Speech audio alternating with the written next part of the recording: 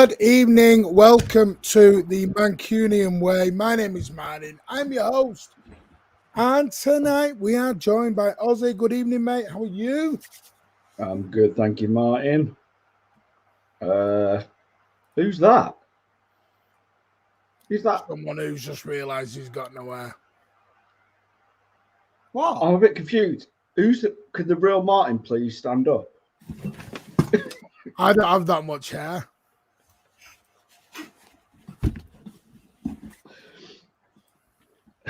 Just arrived in Edinburgh. I mean, I don't know where Pat is. He was telling me he was coming down. I don't know where he's gone. Yeah, Patty's over in Edinburgh. We'll be in Manchester over the weekend. Good evening, Mingy Wong. How are you, my mate? Palmer returning to his old stomping ground at the Etihad. Yep, we'll get into it all tonight. What time did I get back from the game? Who'd you use that to? Sorry, mate.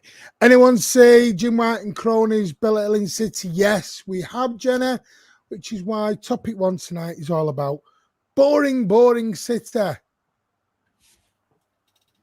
TalkSport are always hating on City, all thick. See you next Tuesdays. Who listen to it believe they're crap, mainly Liverpool fans. Exactly. Rose, good evening. Hope you are well. Ronald's in the chat. Good evening. Herbal's in the chat. DC is here as well, greeting her lovely other half. Joking. Andy's in the chat. MCFR TV is in the chat as well.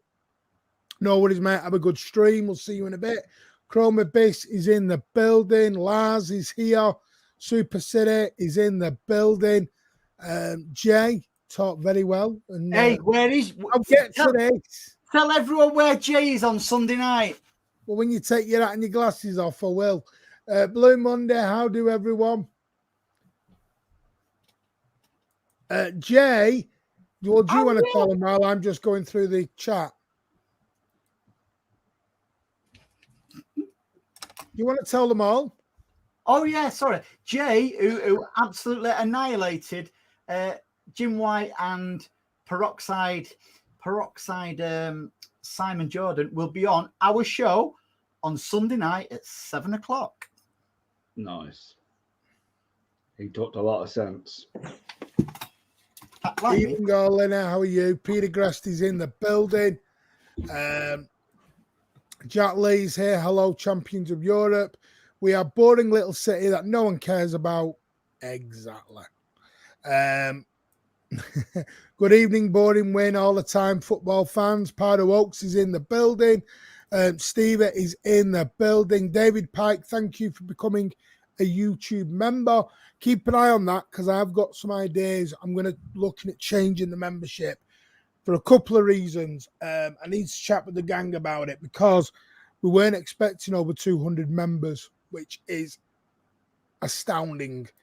It really is. So we may be changing. They're still going to do the comps every month, but I'm thinking of doing a Q&A. I need to have a chat with the lads about it, which we'll do every couple of weeks to members, which we weren't going to do, but we weren't expecting over 205 members. I can't sound. That other comment, Roy Orbison's in the house.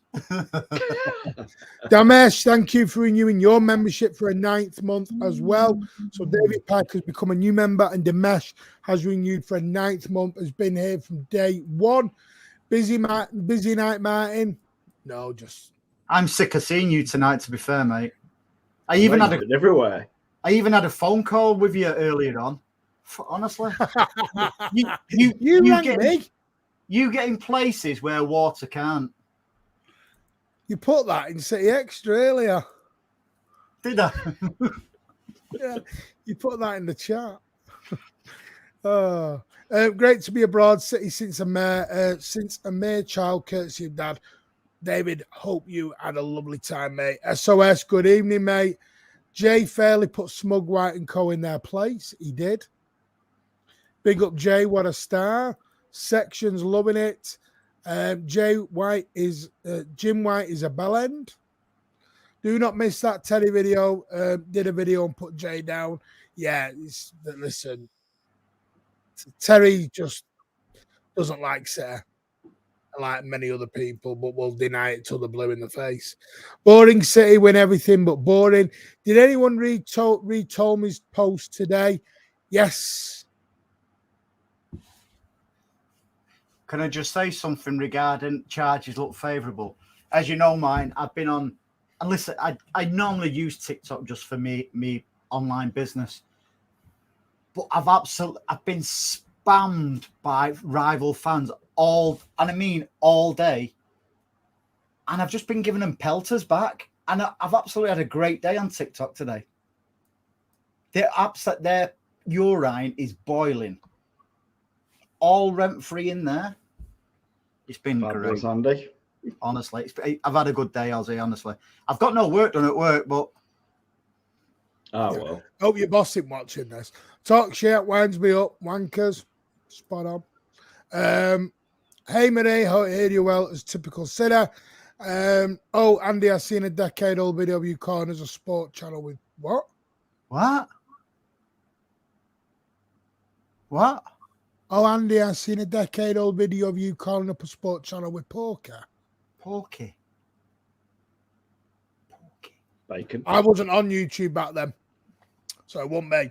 What do you mean by charges look favourable? Tomy's put a tweet out today. I don't know if many have seen it, saying that basically some of the commission have responded to the Premier League, saying that some of the charges they put up, the 115, they know are a load of garbage and they don't know why they've charged City with them. So, yeah, basically the Premier League are starting to be called out on some of their charges because, and this was the problem, the Premier League threw everything at us because City weren't complying. They just said, we'll charge you with everything. Didn't realise what they charged us with, and now the commission are like, why have they charged them with that? Porky Parry on Talk Sport. Yes. Makes sense now. Yes. Well, I used to go there. I used to go in there and give them loads all the time, to be fair. Yes, because Andy, you used to work for, well, can I tell him where you worked? Am I allowed? Tell them what you want, mate. You used to work at BBC GMR when it was it GMR or Radio Manchester back then? BBC Radio Manchester. Well, GMR didn't. Well, I was on there quite a lot. I used to do quite a bit on there, but I used to also host a Sunday night football phone-in on the Revolution with none other than Natalie Pike before she got famous.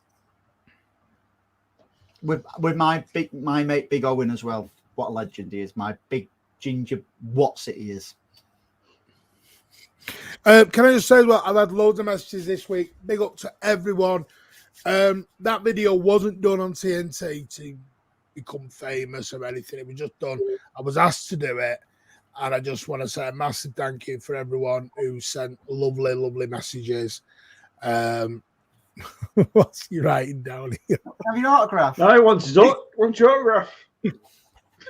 It's off. I spoke to him on the phone earlier.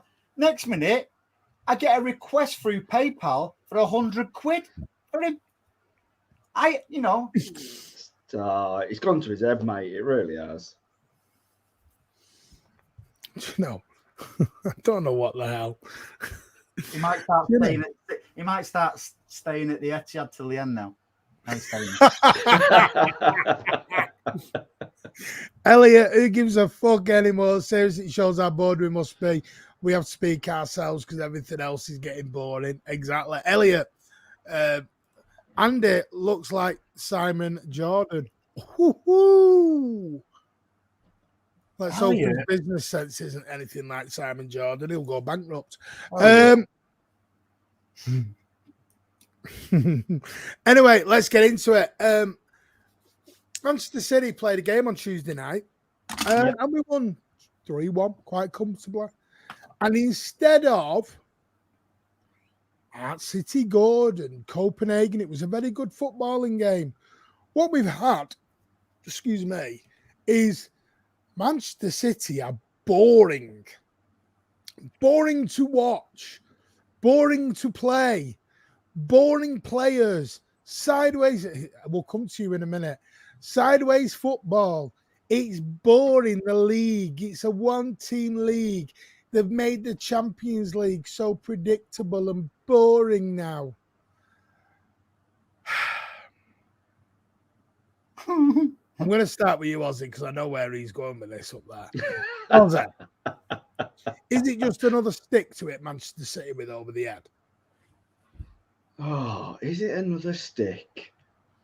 I don't know, Martin. It's, is it a fair comment? Well, I know Andy does think it's a fair comment. That's why he's laughing up there. He is going down that road. Wow, we go ahead and win it. All the bookies have got us down to win it again. It's just predictable now, isn't it? That City are just going to cruise the Champions League because we make it so boring, and it's nailed on that we're going to win it. So, yeah, I mean, it's just awful. I feel so sorry for people who are paying their subscriptions to TNT. Do you know what I mean? Like, you might as well cancel it now. Like, what's the point? Don't need to watch it. I'm just going to let Andy go because I can just see him. He's Elliot's put it. I think we are boring. Get started. Knock on the wings, and I don't mean chicken wings. Go on, Andy, because I know you have a little bit of a different viewpoint on this. Listen, obviously, I love our club, but we can be so predictable. I can be, not just me, but we can be sat there and we know where the passes are going to be. Don't get me wrong. I love the winning. I just don't think we are. I know we score goals, and Martin's there with his fact book, what he's bought from Panini or something. However, listen, if I'm being open and honest, I think we can be boring and predictable at times. There's no better team than us when our tempo. You all right, Pat? Yeah, I just woke up. Sorry to wake you up, love. Yeah. No. I just think when our tempo is bang on, what a joy to watch. We really, really are. But at times we can be boring and predictable. Do you know what, Andy? I can't see where you're coming from, but my slight argument would be, I think the problem we have is that most teams play so defensive against us. Do you know what I mean? We seem to play the same team nearly every week. The only teams that you seem to that actually come at us, the likes of Liverpool, the likes of Real Madrid, Bayern Munich. Do you know what I mean? Like, most weeks we're playing teams that are they're beaten before they get on the pitch. So we play this way because we kind of don't have much choice. We have to break teams down because we're constantly just, they put 11 players behind, the ball. It just... I get that, Ozzy, but listen, this twice this season, at home, I've actually fell asleep watching us. Oh, no, hang on. Let me. Good evening, Pat. I hope you're well, mate. And if anyone else, Pat has literally flown around the world in the last few hours. So that's my Pat. So big up to Pat for even getting here tonight. One thing I would say back to you, Andy. Let me go back to, remember the Champions League final? Was it 4 years ago? Liverpool Tottenham. Now that to me was a bore fest. That was a bore fest. That was one match. Team, yes, but are we boring or are we efficiently that good? We're efficiently that good, but boring at times. Not all the time. I'm not being critical of. Listen, I'm not being overly critical. I just listen. Throw it out in the chat. I just think at times we can be boring. Liverpool have got high tempo. I'll do a poll while you're just all chatting away. I'll just set a poll up. So listen, you've got Liverpool who play, sometimes they play amazing football. I hate them with a passion, obviously. Arsenal play some pretty decent football. but they don't really win as much as us. So it's that fine balance of, do you sacrifice the Sané days and the pace on the wings for being successful, or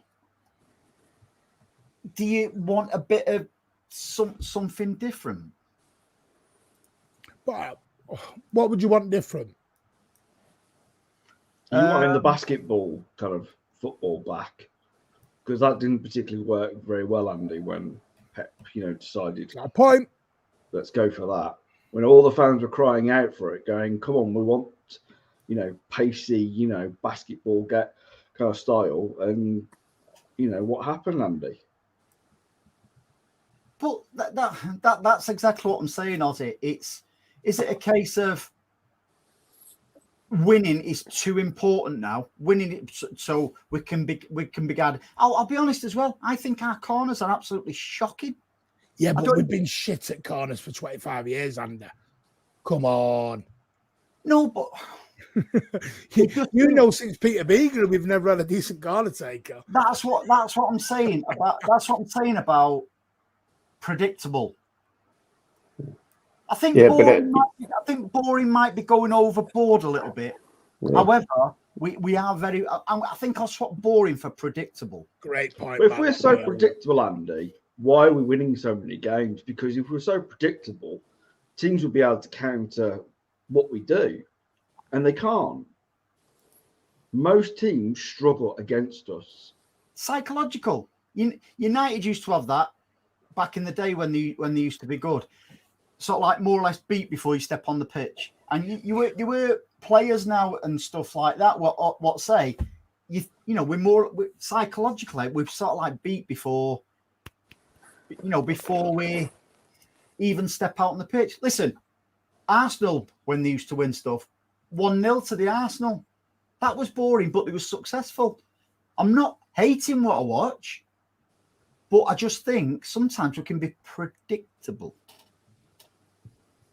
Yeah, but if you look at the Everton game, so to speak, like I said before, Everton played that so defensive. They were so hard to break down. They weren't even playing counter-attacking football really that much. They were grinding out really much for a draw. It took City so long to break that team down and get the goals. That's what we're up against most weeks. Pardo Oaks has sussed me out. Go on, Pat. What do you think? Yeah, I don't know. I mean, is it? Are we a victim of our own success? Is it opposition fans just looking for any excuse to just hate on us even more? I don't know, but anybody of a red nature who thinks that way must be of very short memory, because it was only no more than a generation ago they were doing the exact same thing. So why all of a sudden does the narrative have to change when it's a different generation of football and a different generation or a different generation of fans means that a different supporter club from a different team from the normal, being City instead of the Red Cartel, all of a sudden is the talk and basically the dominating force of English football now for what has been like the last 10 to 15 years. So I will say, Pat, there is this narrative out there, and I do think it's come from the red media and a lot of people, and Andy and Ozzy jump in on this, that people love Klopp a little bit more because they think Klopp plays this sexy football, doesn't it? They always, because I've heard so many times, I've even heard it on Talk Shite, City are the best team, but Liverpool are the more attractive team. And one thing that annoys me is I didn't realise we gave out.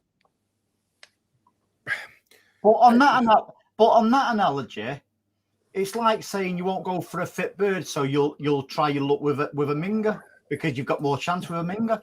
And there is nothing wrong with a woman who is not good looking. Do you know what the? That is absolutely fine. That's beauty is in the eye of the beholder. Everyone.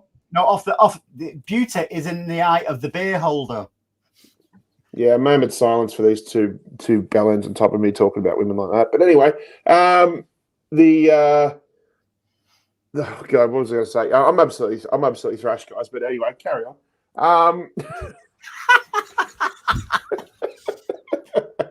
Oh, jeez. No. What was I just going to say before? I was going to say, yeah. Look, again, it's a whole generational thing, and I just don't. Yeah, I just don't get it. The thing for me was you're talking about, they'll favour, like talk show favours Liverpool. It's almost like as if, do you know, in like Miss, we were talking about, going back to talk about women now, but you talk about like Miss World and Miss Universe. You know how they don't have like runner up. They have like first runner up or things like that. That's sort of like what Liverpool has become to some sort of media outlets, where it's like, we don't want to call them second, we just want to call them the best of the rest, sort of thing like that. But at the same time, they'll focus all their energy and a lot of their discussions on live on air. They spend way more minutes talking about how good Liverpool have been, and then but just feel like, oh yeah, City, oh yeah, well done, champions, whatever, best of luck next season. But all the focus is almost like as if all the other teams, the established red teams, are a competition within itself. They'll focus all their time and energy on trying to make what can we do not just to make our teams better, but what we can do to make the league better, which is an indirect way of just saying, how can we bring City back down a few pegs or bring them back down to less than what we are at the moment. Yeah, I mean, I don't know if anybody saw the YouTube 88 Sport. They put out a video today talking about the 5 best Premier League managers of all time. And they were kind of talking about, Pep Guardiola not being, well, basically, most of them put him second to Alex Ferguson. I kind of understand. But then there was a lot of talk about Klopp and how Klopp, has been this brilliant manager. And there was a guy from Redman TV on, and he was kind of going, yeah, but, all I keep hearing is that, Klopp has only won a couple of trophies. And it's like, well, yeah, he only has won, 4 trophies in his time at Liverpool compared to Pep Guardiola. Pep won them 4 trophies in 10 days, mate. Yeah, exactly. Can I just I'm going to throw another spin on the argument here. If you go through Pep Guardiola's time at Manchester City, and we go through all of his coaches and backroom staff, now we went through them, they've all been poached, or they've gone on to, some will say poached, some will say stolen, some will say they've gone on to become managers in their own right. Arsenal's very own Mikel Arteta came out of Pep Guardiola's backroom staff. You've got the guy at Leicester who's doing very, very well. Dominic Tarrant left to become an own manager. So, even United are trying to get hold of Jason Wilcox now to come out and go over to United. That looks like, that could happen. Everyone's trying to nick Manchester City's coaches, backroom staff, board members. So if our football is so boring, why are all our coaches and all our academy players, who have also learnt under this, by the way, because if you go from our under-9s all the way up to our EDS, they're all playing the same style of football. It's why Rico Lewis fitted in so well into the first team when he came in, and et cetera, et cetera. But if you look at them all, they all came out of the Manchester City Academy and coaching and everything else. So if we're playing that boring football, why is everyone trying to be us? It's because they want to know how to fast track being cheats. And do you know what I mean? Maresca at Leicester, but Company at Burnley is playing out from the back. Arteta and Liverpool, the Klopp, the greatest manager in world football, I hear talking about, decided he wanted to invert Trent. Why? I don't know where he got that idea from. Everybody everybody copies Pep. You see, even Sunday League football now, everybody tries to play out from the back. We don't tell anyone to say anything on here, Pardo. Honestly, mate, we don't. No. To be fair, Mark nailed it earlier. I do always try to play devil's advocate because it draws debate. But I swear down, we do not honestly tell anyone. Swear down? Are you 12? Swear down, man. Is that what all the celebs say now? Oh, I'm sorry. We'll come on to the Chelsea game in a bit. That is going to be topic number 2. I think when we look at our staff and everything, I mean, City at the moment, we're the top goal scorers in the whole league. 56 goals. Liverpool 55, Arsenal 53, Newcastle and Tottenham have both scored 51. Believe it or not. I know you're laughing at that. Erling Haaland is the top goal scorer. Rodri's done the most passes. Julian Alvarez is in the top 10, and Phil Foden are both in the top 10 for assists. Kevin De Bruyne has been back 5 minutes and he's up there with, he could be up there with top assists by the end. He's had like 4 to 5 assists in like 4 games. But so I don't buy. It's like I don't buy into this crap defense we have. Yes, we have lapses. Have you noticed something though, Martin? Since it's sort of like breezing through the public circle that there's a chance City will get off with these charges, all of a sudden we become boring. Do you think that's what's about? Do you think it's just hit City with any stick now? Totally. Because I think they're starting to worry now that these charges aren't going to come to where they think they're coming to, and I think they're hitting the panic button here. We've been found guilty before any judgment has come, and the last time I checked, in the law of this land, you are innocent before proven guilty. Am I wrong?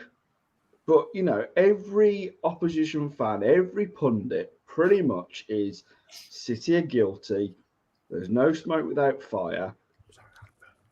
These 115 charges, which some of them are, you know, the medicine cabinet was not in the right place in a medical room. I mean, like you said before, Martin, they have literally thrown everything they could possibly throw at City.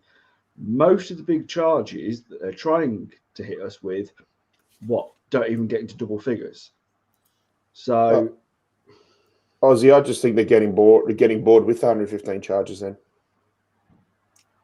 it's like I've been saying today. Again, I've been slaughtering everybody on Toptic.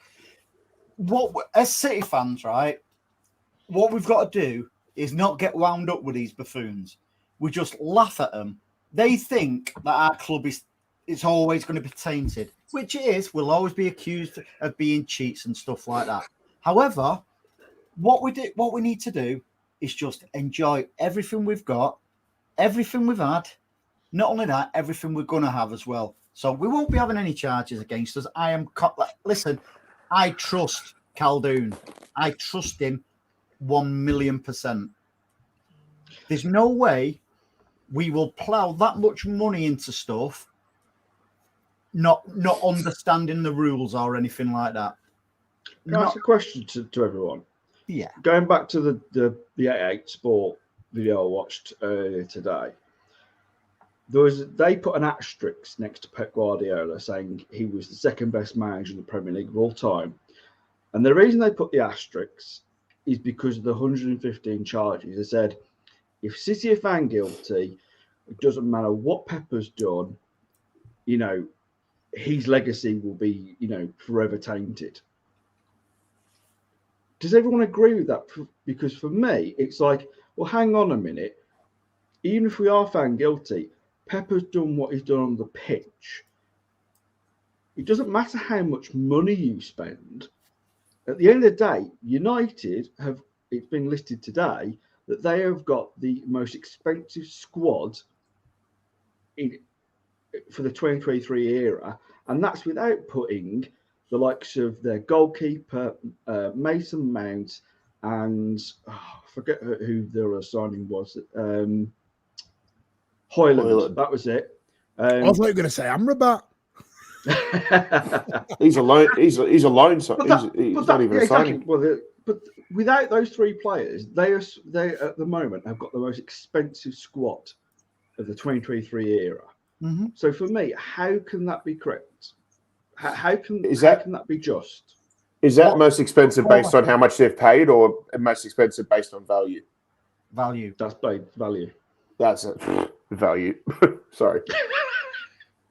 But the thing is, I've heard it all now. I agree with you totally, Ozzy. And I always refer back to the Galacticos years and years ago at Real Madrid. They had every best player on the planet, one zilch. You've got to be able to manage them players, because with big name players come big egos, and the way Pep manages that is unbelievable. So to put an asterisk at the side of his name is totally disrespectful, because, as you say, all these achievements, regardless of what's gone on behind the scenes and stuff like that, have been done on the pitch. Now that, he's just a genius. As a dodgy sponsorship deal, by the way, I'm just using an example here. So if there was a dodgy sponsorship deal, is that going to make De Bruyne play worse? Is that going to make Pep make different decisions? No. Everything we've seen is organic and true, what we watch on the pitch and what we have done for numerous years. It's just people clutching at straws, jealousy, because if we listen, especially Liverpool fans, I can understand the rivalry with United fans and stuff like that, being jealous and rivalry. I get that. But with Liverpool fans in particular, they are bitter because if Pep would not have been round, Liverpool would have dominated the Premier League. Yes, I'm spot on. See, I think Steve Black here makes a great point. City go into energy saving mode in the games. Now, Rich privately DM'd us in our group, and he made a great point. And if you look at Manchester City, the reason why we go so deep, so far in all comps is because we do conserve energy. When you look at Liverpool and Arsenal, who were on great runs, listen, Arsenal's result at West Ham was magnificent. 90 minutes, they like that. But they're going for it. And then when they hit April time, they've collapsed. They're out of energy. Whereas City have conserved energy. And listen, I know people get worried about the goal difference, but the goal difference makes itself, it levels all out when you're at the end of the season anyway, because Arsenal and Liverpool won't be scoring 5 and 6 by the end of the season, where we're still capable of scoring 3 and 4. And why do you need goal difference when you're going to win the league on points? No, but that's what I mean. I think it's a very, because listen, Tuesday night, and we'll get onto it later on, we could quite easily go top of the league if results come our way in the next 2 games. And that's been us in what, third gear. And Rodri said last week, we've not hit our stripes yet. We're not going yet. We've not got into 4th and 5th yet. What we've been doing is cruising in the outside lane and ready. Did you hear what Diaz said? Because obviously the players and everybody and Pep know what's being said in the media and stuff like that. So Diaz has basically said, if you think we're going to get worse, you're mistaken. We're only going to get better as the season goes on. Our hunger is there for all to see within the City camp. And they're not just going to rest on the laurels or anything like that. They want to go on. They've got that 4th on the trot Premier League title in their minds without a shadow of a doubt. Nobody has ever won back-to-back trebles. That is on their mind. And you know something? Seeing De Bruyne back, how he's playing, considering the injury layoff he's had, and seeing all the squad. Because, listen, I don't think Diaz has had a great season. Since he stopped seeing that blonde, he's getting better and better, Diaz. And it's no coincidence John Stones has dropped, See, that's what I think it is. I think it's the John Stones influence. Well, I'm surprised Diaz has not had problems with his groin, to be fair, but he is getting better and better now. And I agree, John Stones, you know my thoughts on John Stones on the right, Diaz on the left of the centre-backs, mate. no coincidence that we're starting to play there. And then add a little sprinkle of Aki on the left and Kyle Walker on the right, who's starting to play very well again. All of a sudden, it's a different team altogether. Yep. Andy, I think as soon as Josko Gvardiol goes back into the centre back role from next season, I think you'll see the defensive chemistry even better, or as good as it has been previous years. I think Andy, you make a great point here. None of the charges are even in Pep's era.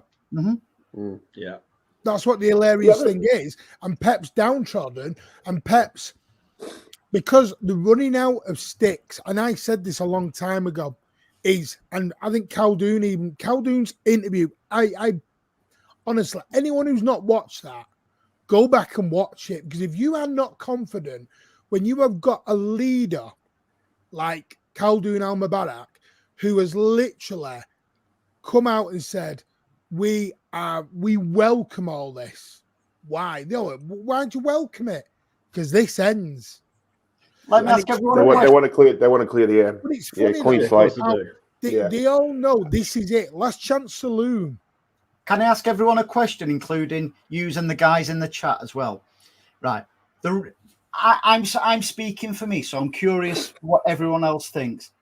The reason why I'm confident and I'm fighting City's corner about us being innocent is because of Khaldoon. That interview at the end of last season with Chris Bailey, that is why I'm so confident. Maybe I'm being stupid, I don't know, I'm being naive or whatever, but it's because of him that I believe we are innocent. I don't know about everyone else. Andy, I think you hit the nail, and so did Martin. But I also think as well, like that press conference with Pep after the kind of charges, he turned around and went, I've been assured and I've been told, and I wouldn't be here if I didn't have the reassurances and the belief in the people that are telling me the truth. You know, he said, I would walk. So for me, that is the other point. I completely, you're right, Andy. I think, you know, he's come out and said, at the end of last season, saying, we welcome these charges. And I think on top, you put Pep on top of that. I'm not worried at all.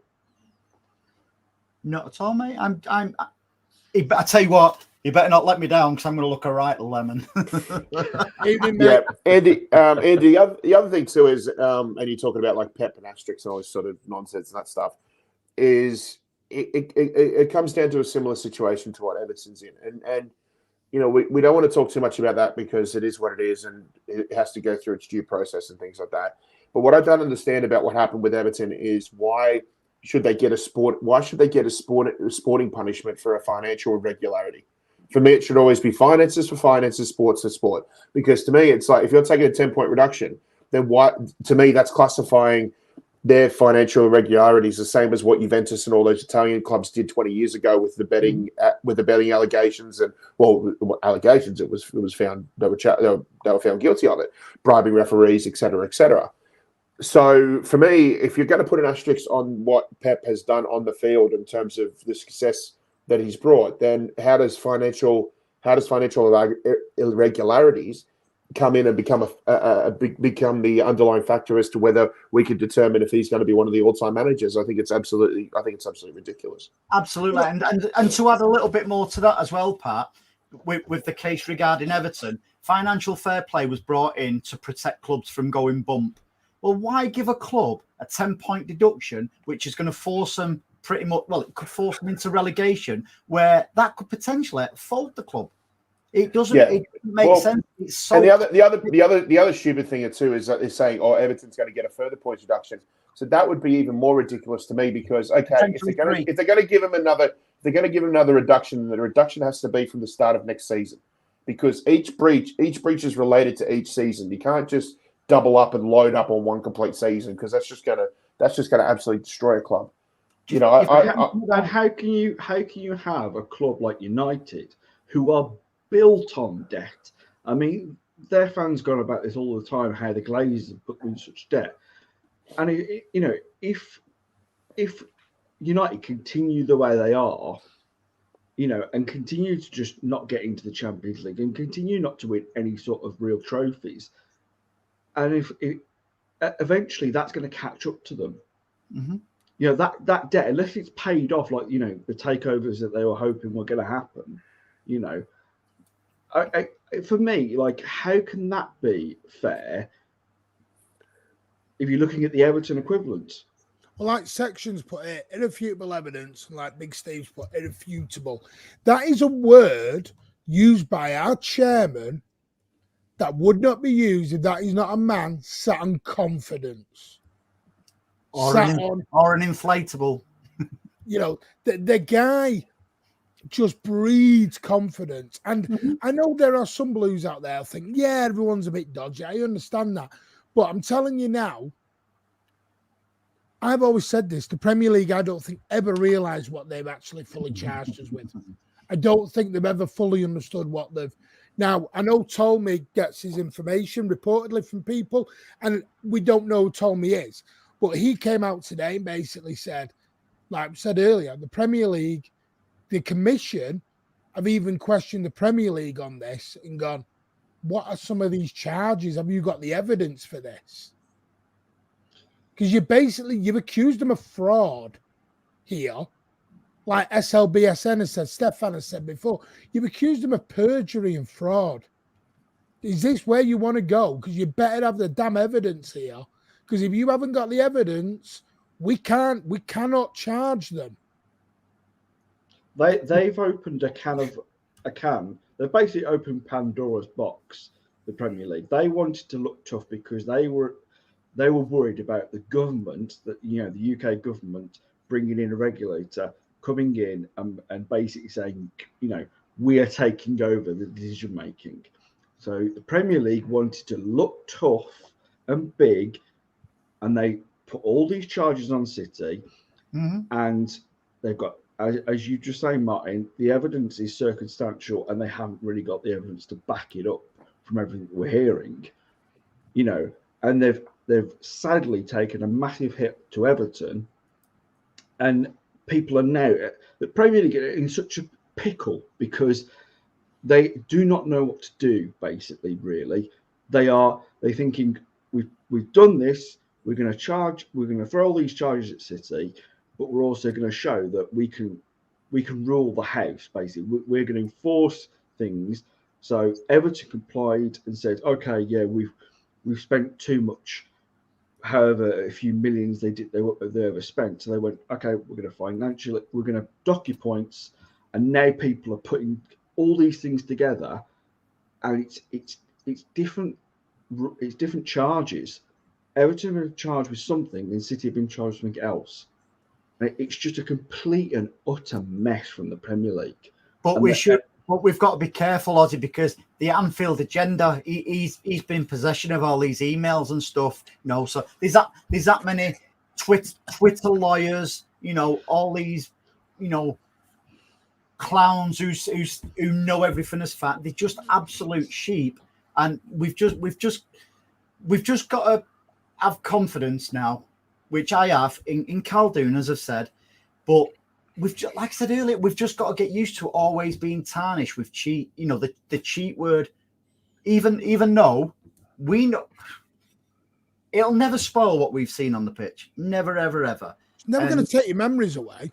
And not only that, what the outcome of this, either way, will change the Premier League unrecognisably. It really, really will, because I hope to God that I will say, when we are found innocent, we take the Premier League to the cleaners. We also ban all these journalists, these organisations coming into our ground. We've got to do it. We've got to start sticking up for ourselves. As much as we hate Baconface, he took no crap off journalists. He banned them straight away from the theatre scaffolding. That's the only thing. You're right, Andy. I still can't believe we got Miguel Delaney was allowed to set foot in the Etihad when we beat Real Madrid 4-0.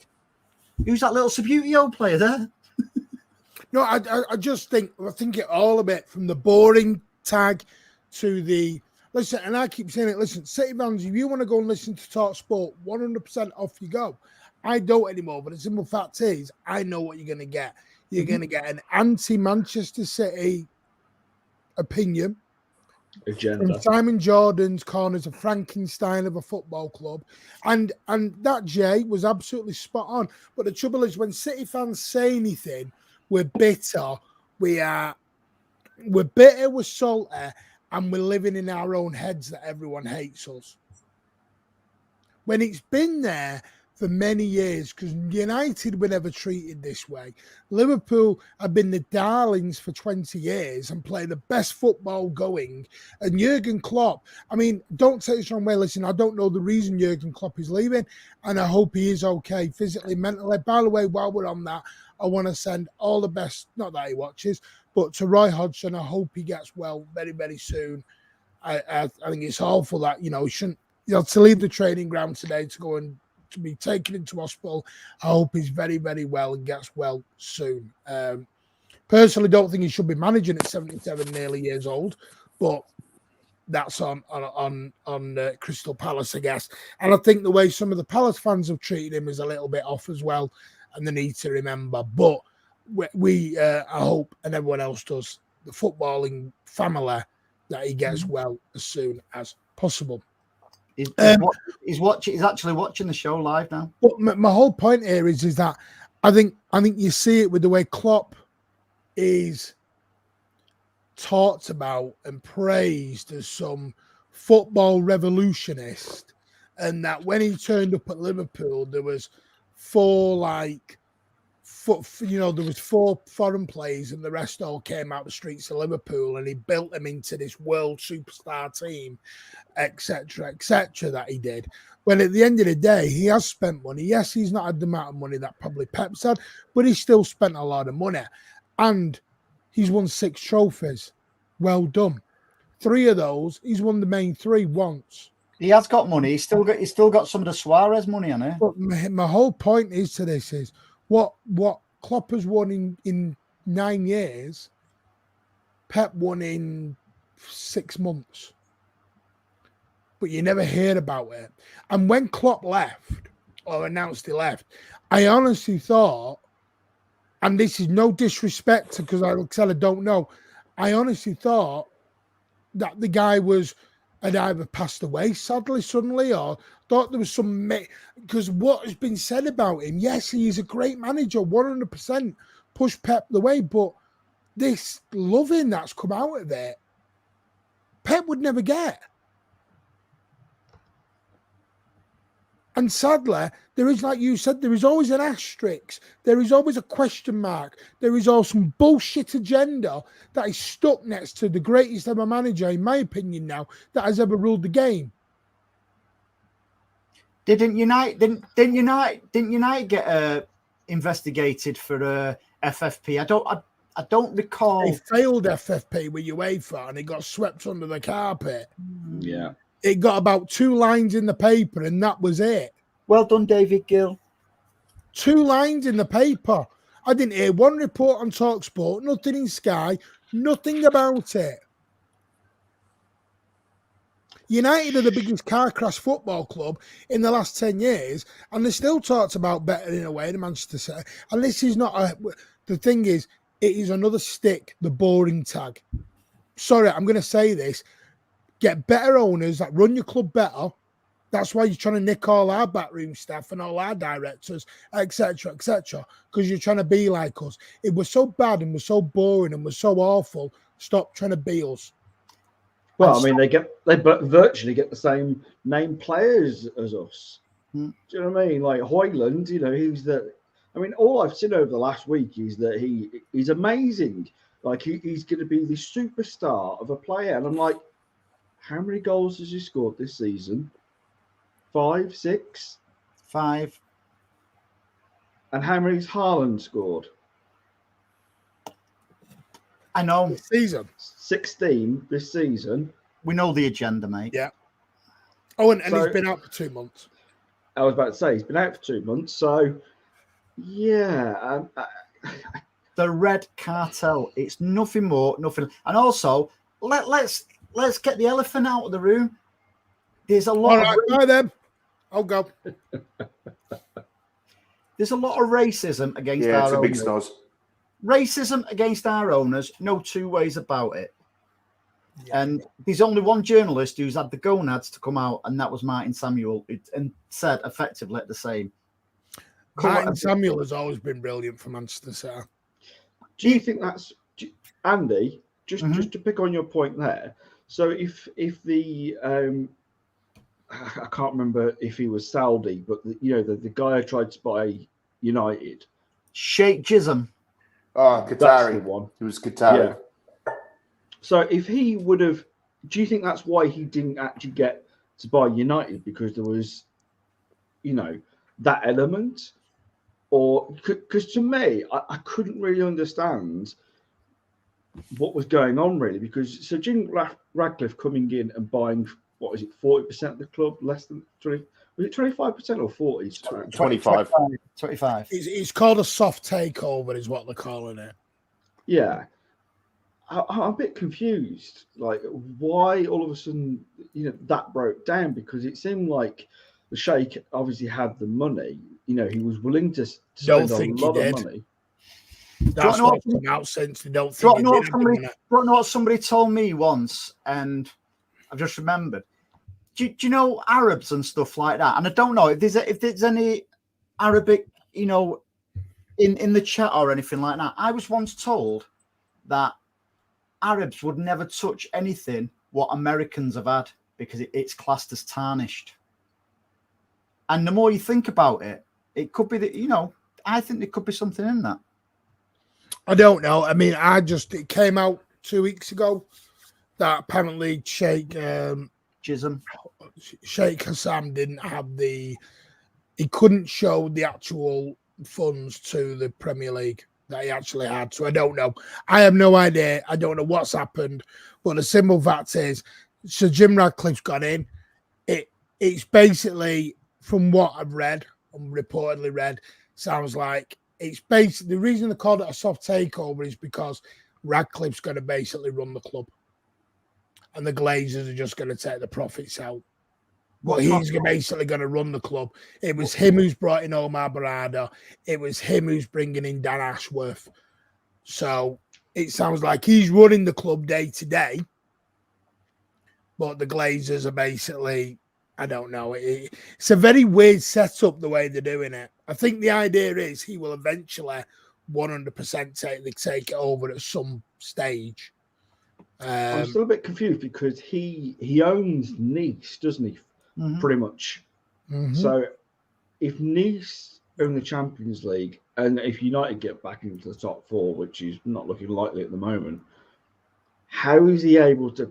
I mean, we've had this with like the likes of Girona, but we own less of a percent, so it doesn't really affect us. But he owns Nice outright, and he owns 25% of United. So I kind of wonder how that's going to eventually work. We also said the same thing. I believe Martin also said the same thing about, I think Villa's owners have a majority ownership in a Portuguese side. What was another one you mentioned as well too, mate? There's all sorts. There's Bournemouth. Tony Bloom. Yeah, and keep in mind Brighton have got ownerships. Brighton have, to be honest, Brighton have got ownership of a club that's also in the Europa League with them this season as well too. So, make for what of that you will. Yeah, UEFA have changed it a bit, or UEFA have clarified it a bit. Apparently, we'll probably be okay. They just don't want the same board members. Yeah, they don't want the same board. If they can say that Girona's board and Manchester City's board are completely different, then they're okay. And they can't have the same chairman, same director of football. Right. So, and from what I understand, I don't think Khaldoon Al-Mubarak sits on the Girona But either board. way, Martin, just supposing one of them can't compete in the Champions League, if Girona hopefully get into the Champions League, that's where the media are already driving. Manchester City will not be able to compete in the Champions League. Why not? Can't Girona not compete in the Champions League? But the headline is Manchester City won't be able to. Clicks for dicks, that's all it is. And that's a good point. And Andy's put said our owners are actually in with American Silver Lake. No, I just was expressing a point what I got told years ago. I didn't say it was factual. Well, it's also the whole thing with Savio, isn't it, as well? Like, there's been a lot of criticism that, City are basically, are not paying what he's currently worth. It's just a non-stop, of criticism, that City can't do anything right, yet we're the most best-run club financially in the entire world.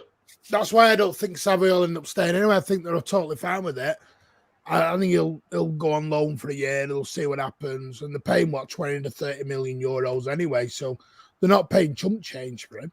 Martin, who's best? Is it Doku, Grealish, or Savio?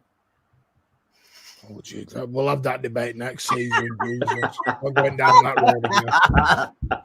Anyway, let's move on. Yeah, unfortunately, everyone, the show will be back for another season.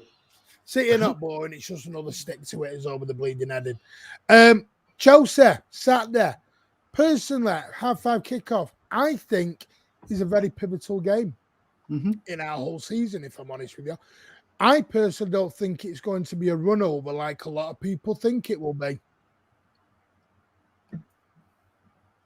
Hopefully, somebody will kick Cole Palmer up into the south stand. The little rag. It's not very nice. Why do you want him to score? Well, his last name's Savage.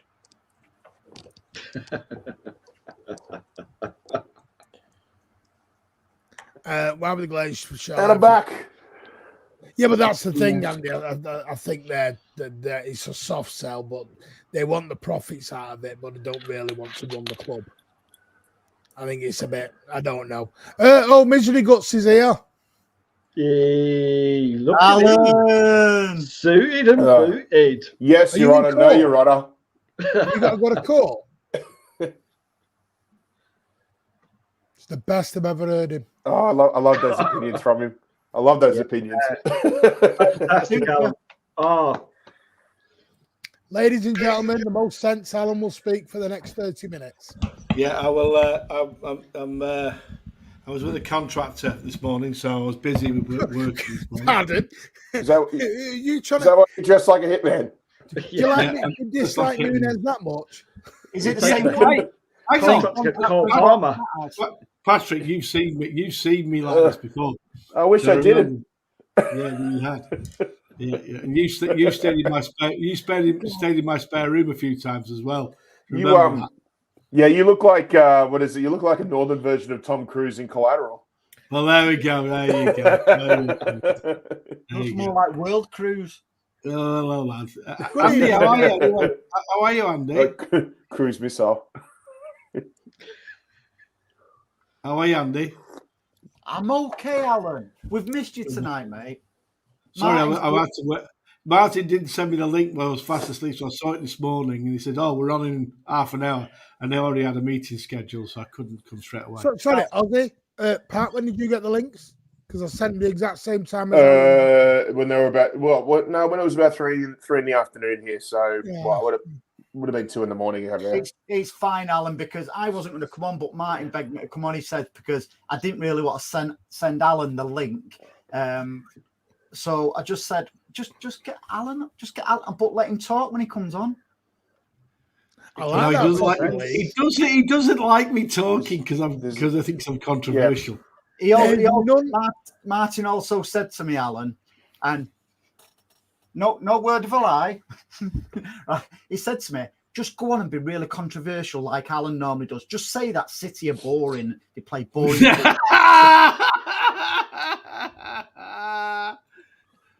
Oh, dear me. Anyway, Alan, Chelsea, weekend, what are you thinking?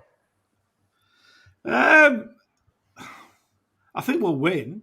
The thing with Chelsea is you don't know what you're going to get from Chelsea. They can be decent, and then the next game they could be absolutely terrible. So you don't know what to expect from them. So it depends which Chelsea turn up. You know, if they turn up and play well, they could be a decent side. So we'll just have to wait and see. You know, it's up to us really. We have to start. We need to keep going with the form that we're in, and we've got a few. How are the? If you don't mind me asking, how are the injuries? I.e., Bernardo and Bernardo reportedly is going to be fine. Grealish looks like a few weeks. What- Gavardia what- few what- weeks. Yeah, well, Gardo's And Kovacic is back too. Kovacic that's is good. back. How do you know that, Martin? Oh, and apparently Nunes is going to get 100 minutes of the weekend. He's going to start and be amazing. Anyway, go on. Yeah, so it depends. I would expect City to win, but it just depends on what Chelsea side turn up. At the end of the day, they got a 4 each with us, didn't they? Last time we played them, so they were decent, to be fair. Were they decent or was we open? Well, both. Both, I'd say. What when we drew? When we drew 4-0? Yeah, we were so open, it was ridiculous. We was injury raven, whatever the word is. When we as well. But they played all right, to be fair. They attacked well. Sterling had a good game, didn't he? So, which was surprising. But we'll just have to wait and see. We're a bit. As long as we defend a lot better than we did last time we played them. The way I see it, right? During that period, we had a few draws against top teams. Listen, Chelsea can be a threat at any time. We know that. Yeah. But now, between now and the end of the season, it's about what City do because there's no excuses. Full strength squad, pretty much. So when we played Chelsea, we was hanging on. Yeah, game by game, waiting for players to come back. Now it's not a problem. We've got the super ginge back. We've got Haaland. And also they were City were playing this bombing forward for the full back routine against good sides. You can't do that. You just can't. You're asking for trouble. And we had absolutely zero in midfield. Nothing at all. Agree, mate? Yeah, God, Alan, you're right, mate. Negativity Chelsea come from. Yeah. Sorry, Pat. Go on. No, you're right. It's just I agree with Alan, mate. They are lightning in a bottle FC, aren't they? They can absolutely blitz teams one week and then do absolute garbage against another team the following week. It wouldn't surprise me. It wouldn't surprise me if they came out of the gates and really made it difficult for us this weekend, and then go and probably butcher the League Cup next weekend 5-0 against Liverpool. So they're just in a. You call it a basket case, but I think it's a basket case based on what side of the bed Todd Bowley wakes up every week. So they're so hard to make sense of, and yet still they have players that can hit their stride or hit form at any given moment. I mean, it looks like Enzo Fernandez is showing his money's worth at the moment. He's been fantastic for him the last few weeks. Conor Gallagher seems to have stepped up a bit now. He's a good player. So you just don't know what you're going to get from him, mate. It's like I said, like they could go and they could go and be 2-0 up against us at halftime this weekend and still find a way to lose the game 5-2. Like you just don't know what you're going to get from it. And if anything, I think I don't know if everybody agrees with me, but when it comes to opposition analysis, I think this is probably the most difficult team to sort of analyse. And even if we got a Chelsea fan on the show right now, he'd probably say the same thing. They don't know their first choice 11, do they? Oh God, I don't even know if they have a first. Sorry, I was just going to quickly say that I don't even know if they know their first choice 25 because they've probably got so many decent academy players too. They'd probably play just as well as some of the players that are all injured or out of form right now. So you don't know. It's just you try to go at it from one angle.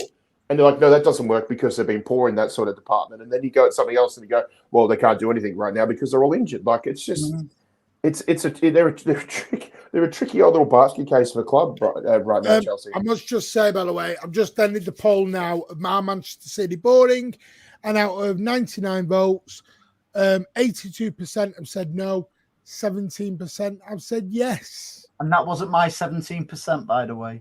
No, that was Alan. That's why he was late. Trying to why he was late. Voting. I mean, I'm going to give you whether you like this or not. Chelsea, does anyone tell me the last time Chelsea beat Manchester City? Probably about Champions League final. Yep, well done, Pat.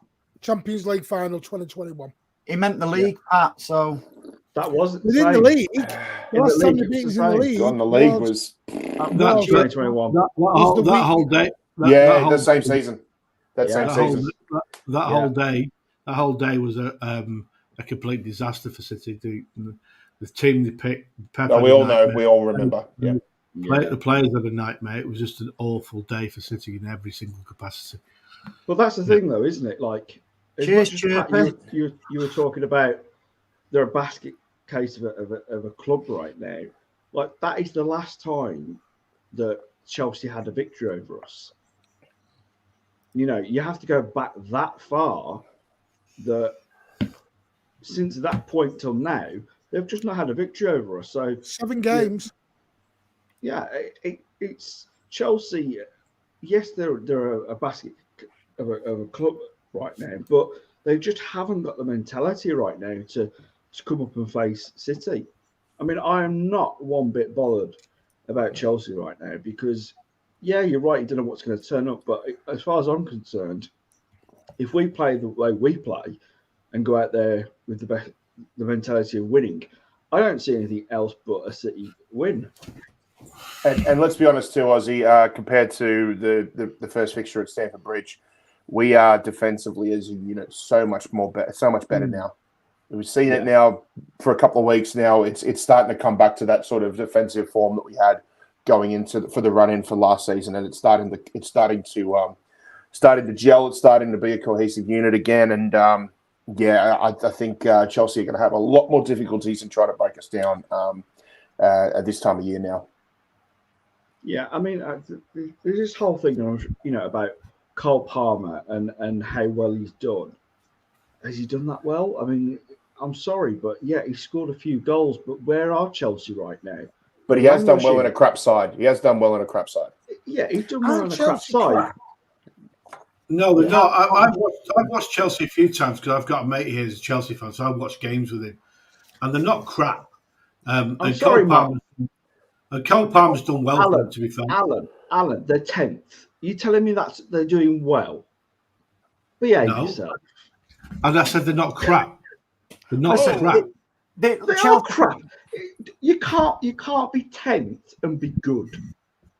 I'm sorry, Alan. You can't turn around and say they're a good team. Mate, what's your definition? Well, what's your definition of crap? Because I think crap means bottom 3, not 10th. I'm sorry, but for a team, Chelsea's size and stature. 1 minute. Hang on. I'm loving this mass debate. Carry on. No, I've got to destroy Calm Alan. down, Andy. We know what you like. I'm just about to destroy Alan here. And if Go on! Elliot knows exactly what's about to come now. What? Where's that? What? You've just said, and I quote your exact wordage, unless they're in the bottom 3, they're not crap. Yeah. Right. And Nottingham Forest crap them. Yes. Why? Because this is where your other agenda fails now on your Nunes agenda's about to hit now. Because you sit there and tell everyone Nunes is crap because he only does it against bang average teams. You've just said bang average crap teams are the ones in the bottom 3. I've got a question for Alan. Alan, yeah, is Nunes crap? I want Alan to answer this. Is Nunes crap? No. I know does the defendant plead the 5th? I know Nunes is not crap. I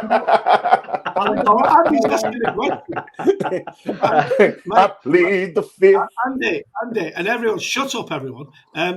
What I will say is Nunes is not crap. He's a mid-table. That's not what you said a few weeks ago. Hang on. Shut up. Shut up. Let me finish. One at a time. Let him finish. He's not crap. Let me talk. A mid-table midfield player, but he's not good enough for a Manchester City level. Right. Well, I will. Yes. I will reply. Yes. I will say he's not good enough yet. He's not crap because he's not in the bottom 3. Whee! Yeah, exactly. But he's not good enough to wear a blue shirt. Fact. He is. He is. So what happened to Sterling then, Alan? I mean, because he was a world-class player for City, and what's he done at Chelsea? Well, Sterling was a headless chicken. He didn't know where he was running and only had 1 foot. Look at his See, stats. I'll tell you where I'm at with Chelsea. I don't think they are crap, and I don't think they're good. Because on the day, they can be breathtaking. Go back to Aston Villa 2 weeks ago in the cup, or was it last week? They were fabulous. I thought it was a really enjoyable game. And then a week later, they can play Forest or Luton at home and get beat, and you're like, what's going on? Personally, Did you see him at home against Wolves the other week? They were awful. Chelsea's Absolutely awful. Is they haven't got? I don't, because they're in the Carabao Cup final. God knows how. Which is proof of the Carabao is purely luck of the draw. No, but they can still win a trophy. They're not Newcastle out. They have knocked teams out here. So let's not say like, oh, they're just crap. They're not just crap. But Martin, they're languishing. The only person, The only person who's saying they're crap is you, Martin. They're not crap. I haven't said what? I don't know what he's babbling about. No, Chelsea can either be world beaters or panel beaters. Depends. Exactly, that's the point. That's the point. Yep. I wouldn't say they're just crap. I think to call them crap is too much of just a. I think because the thing was, no one's called them crap. No one's called them crap. Alan, shut up. 2 ears. Listen. Okay, it wasn't Alan. It wasn't Alan. Okay. Is there a more polite way of? There's a more polite way of saying it, and it's that they're vastly underperforming. Alan didn't. Okay. Pat, please. One sec. Let me just know. 1 minute, Ozzy. The point I'm making is, Alan said, I said they were crap. I've not said they were crap. Ozzy said the crap. I've not said the crap. Ozzy said they were crap. I did. And Pat, if what you just said, if City were 10th, what would you say City would be? Vastly underperforming. Behave yourself. No, I'm saying vastly underperforming because I'm not willing to call my club crap. That's why. But I'm saying we are vastly underperforming. Martin, look. But I also say that. Sorry, mate. I also say that from perspective of the fact is Chelsea have got a squad that is good enough to compete in the Premier League. The problem is that given all the spending, the change of managers, and everything like that, they are just a team of individuals. And I think I wouldn't be surprised if it's well into the next season that even before Poch starts finding his stride with these current players. And also, if you look at it too, I think Todd Bowley has sort of put himself between a rock and a hard place because he can't be seen as kicking Poch out the door because then everybody's going to think, oh, he's got the same mentality for managers as Abramovich did when he was in charge. So I think they put themselves in a bit of a tricky situation here. And I think until he figures out the right formula with all the players he's got, let's be honest, he's got quality players.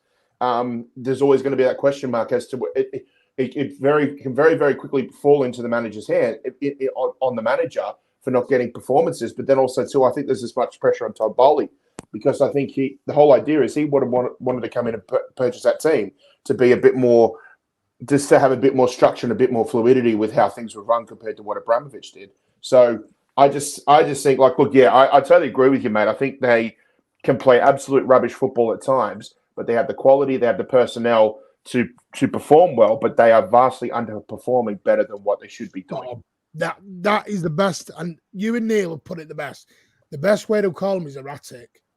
Yeah. Because the thing is, they've got the players to be really good. But they've got a manager to be really good. Yeah, I agree with you. I get what you're saying, Ozzy. I would probably say that you have every right to say that they're crap. I just came up with a more long-winded version of it. Kunku's not crap. Did that say erratic? Nah, he's not crap. Enzo is far from crap right now. Enzo is not crap. So Sterling is not crap. He is. It's whether Palmer's been the best of a bad bunch. So correct. But where are they in the league? No, that's why people are saying they're erratic. Because one week they're amazing, the other week they're not. They're erotic. They're a good team doing crap things. They're a good team doing crap things. My point is, Ozzy, Where did they end the season last season? Where did they end up? What 12th? Yeah. Yeah. So in my opinion, 13th or lower is crap. Was it? All right then. All right then. So if City were 10, So I'm a bit more generous than that. I'm a bit more so- generous than Alan. I'll give you a 5-place head start. all right then. So who are the top 4 at the moment? Sorry, I didn't hear you. Liverpool, City, Who are the Arsenal, top 4 at the and moment? Villa. Liverpool, City, Arsenal, and Villa. No, Tottenham. No, Tottenham. Sorry, Tottenham. My bad. All right. Would you say Tottenham are one of the top 4 teams in the league? Yeah, because they're 4th.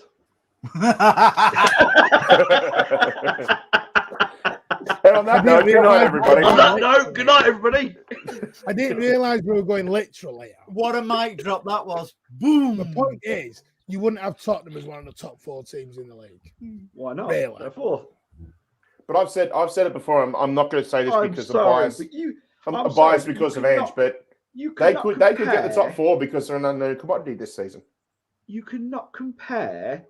Chelsea's squad is better than Tottenham's. Fact. Oh, I know that. Don't matter. But Ange has got him singing. Ange has got him singing a much better tune than Poch's. I'm sorry, but come on.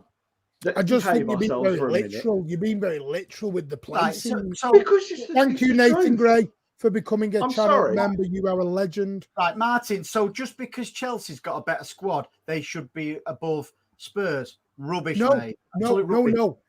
And let me make my point. My point is, I'm saying when we say, my opinion, I don't think Chelsea are crap. I think they're erratic, like what Neil and Pat are saying. Massive difference.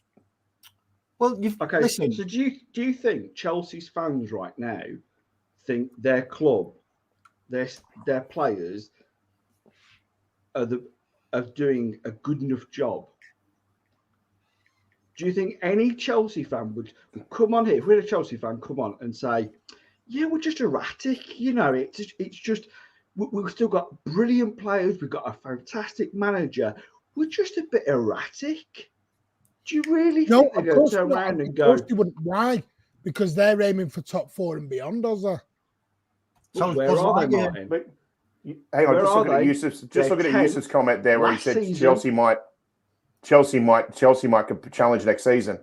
No, I get what No, I know that, but I get what Martin, what you said about that, because again, it comes down to the whole lightning in a bottle thing.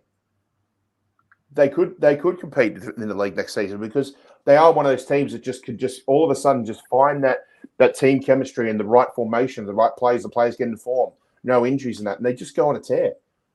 A completely unexpected tear based on previous performances. They can do it. They can. Did United fans say that last season that they've got the players? Okay, so was Liverpool finished 5th last season? Were they that bad? But does that make them a poor team? Because you were telling me 2 weeks ago Klopp was up there with Pep, but he finished 5th last season. Yeah, we're throwing out your logic here, Ozza. Yeah. Do you want to know what nobody's mentioned? They were crap last season. Do you want to know what Nobody's up there with Pep then? Pep's never finished 5th. Martin, do you want to know what nobody's mentioned yet about Chelsea? It's not even Pochettino's team. Exactly, this is my whole point. Todd Bowley bought all them players. So do you think? God, half of them were bought when Lampard was in as interim manager. But the thing is, they will get rid of Pochettino before they'll get rid of any of them players because the owner of the club bought them players. So he's not going to blame himself for buying them players. He'll blame the manager for not being able to work with them players. Todd Bowley is playing football manager. Do you know what Chelsea need to do? Get rid of half the damn board again and start again. You need a proper owner who knows what he's doing. Not an owner who's playing champ manager. But Martin, Andy, the way you just said Pochettino, I'm just going to go make another coffee. Thank you. Thank you, mate. But the thing is, though, guys, I don't give a shit about Chelsea. I know we're all going to be burnt out on Chelsea here. I cared about City. I couldn't give two. Can City beat Chelsea though? Yeah. No, it's good discussion because they're way more of a soap opera club than we are. Yeah, they've got talking points that we won't have for years. The reason I was a bit unless we go to Vauxhall Conference League. Yeah, the part Megan is, I don't know what Chelsea are going to turn up on Saturday. That's what's worrying me. Not worrying me, because I don't think it'll be as easy because I don't know what Chelsea turn up. Martin, that's what I just said at the top of this this topic. I said they could get a result against us and then lose 5-0 in the cup next week against Liverpool. But you don't know what, or lose 5-0 to us and then beat Liverpool. Exactly. You don't know what you're going to get. You don't know what you don't know what you're going to get. It's about what we do. I don't care about Chelsea. It's about what we do now. Spot on, Andy. Chelsea. Oh, well. Sorry there, lads. Good night.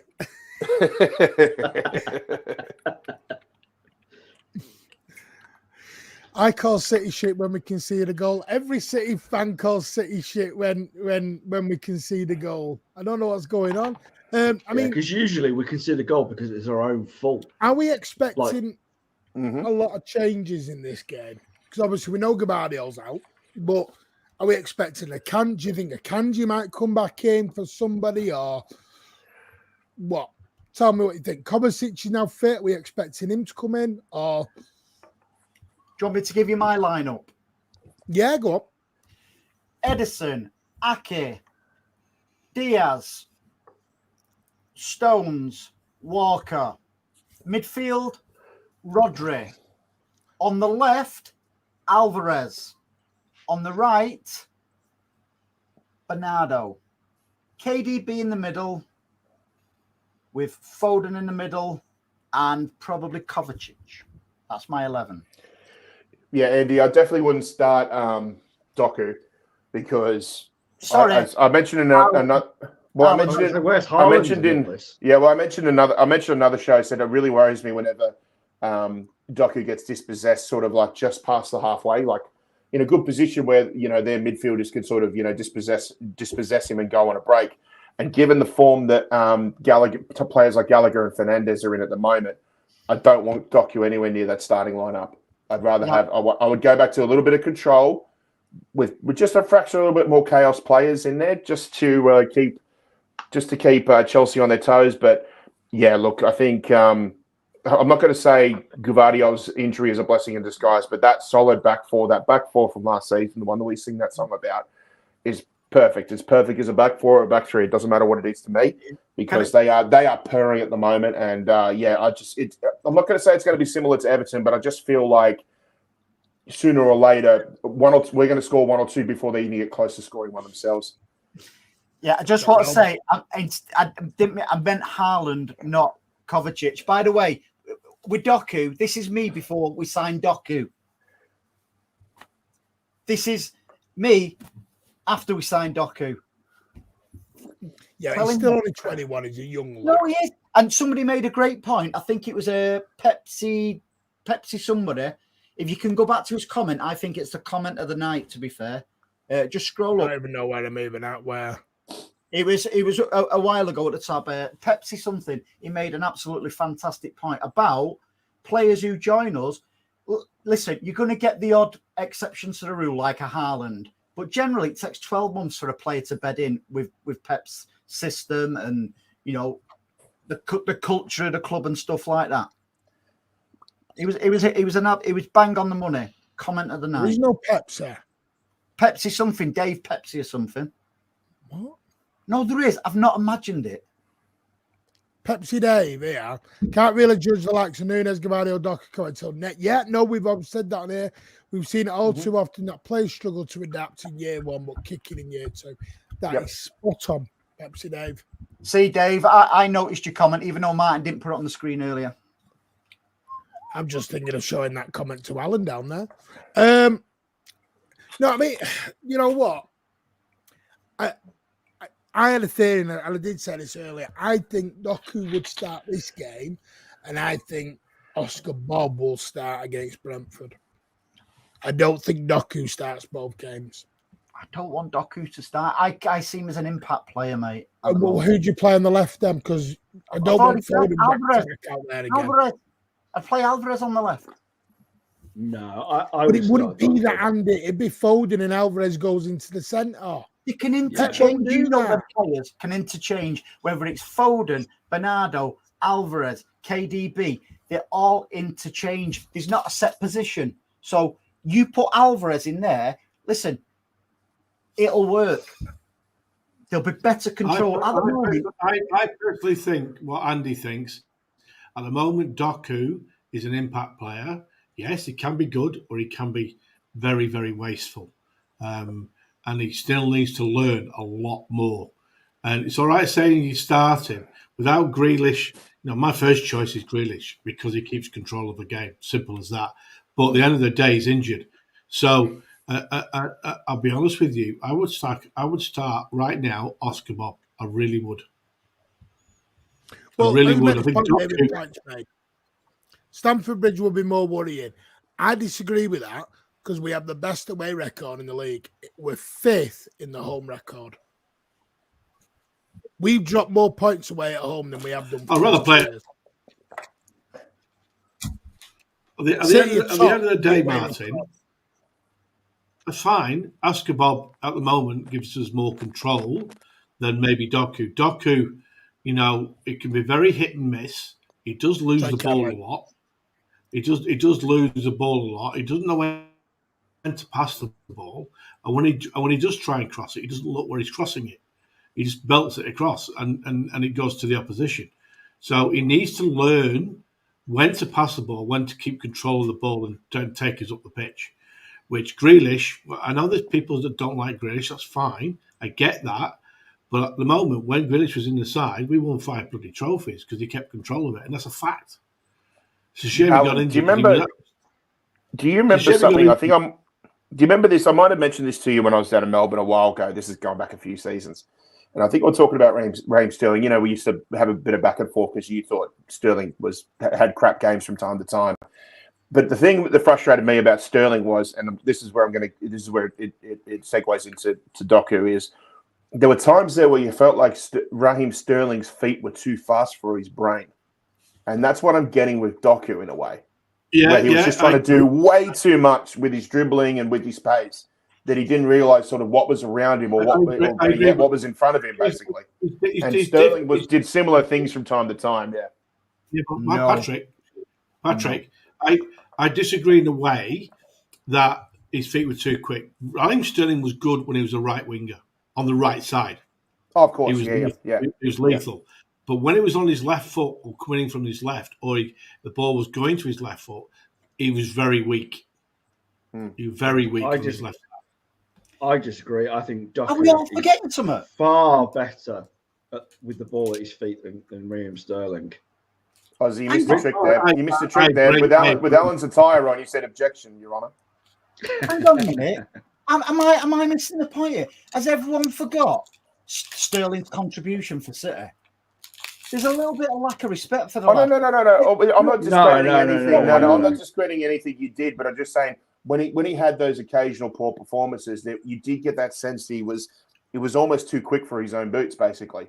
Right. I'm not saying he did that all the time, but those first couple of seasons, so Pella's last season, and maybe and probably to an extent a little bit of Pep's first season, there was elements there where it's just like, it reminded me of Doku, where it's just like it felt like he was almost too quick for his own good. It wasn't until the Centurion season when things really clicked.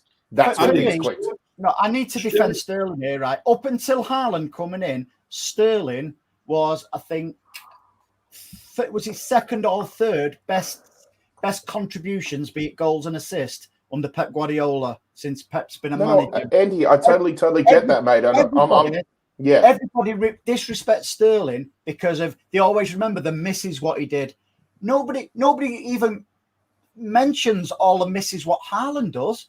I'm not criticising either player, but what I'm saying is, amongst City fans, there's a lot of disrespect for Sterling. He deserves better respect for what he did. And I totally get that too, mate. I mean, from Centurion season onwards, he was brilliant. You love watching him pretty much 99% of the time. But I'm relating to those first couple of seasons that you did see quite a lot of wasted opportunities from him, and it wasn't until when Pep came in and he found his rhythm, he found his formula, and he found the right players alongside him. That Centurion season is a perfect example of that. But I'm just saying, it's just he fell into that first season, that category of it almost like he fell into that category of like give him a season to bed in, even though it was under Pellegrini, and then he needed another season to bed in under Pep, and then obviously he hit his stride in Centurion season. So there's just small little correlations there between Sterling and between Doku for me. And if it follows the same narrative as what I believe, then hell, Doku could be absolutely lights out for us from next season onwards. Can I just stress? At the moment, we're comparing apples to oranges. Doku's only just got to come in. He's got to learn his trade. That's why I'm comparing. That's why I'm comparing early doors Sterling from the first 2 seasons when he was in City. Can I just? Because he wasn't as formidable as he was in latter seasons, but there were some mistakes that were similar. I need to get this out because Cade's renewed his membership for an 8th month. Thank you so much, mate. You are a legend. Thank you so much.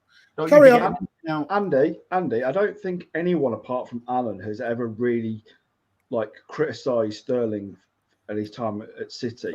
I think we've all pretty much said that he does get disrespected by a lot of City fans. But I think what I would say is where I kind of criticise Sterling is that if he had too much time to think, that is where he let himself down. Doku, I don't think has that problem for me. I think he's so good with his feet that I don't think he has that same problem with Sterling. I think what Pat said exactly was right. I think, though, he's still got so much still to learn. Of course he has, but I think, he's had one of the best starts of any player coming into a Pep side. Do you think?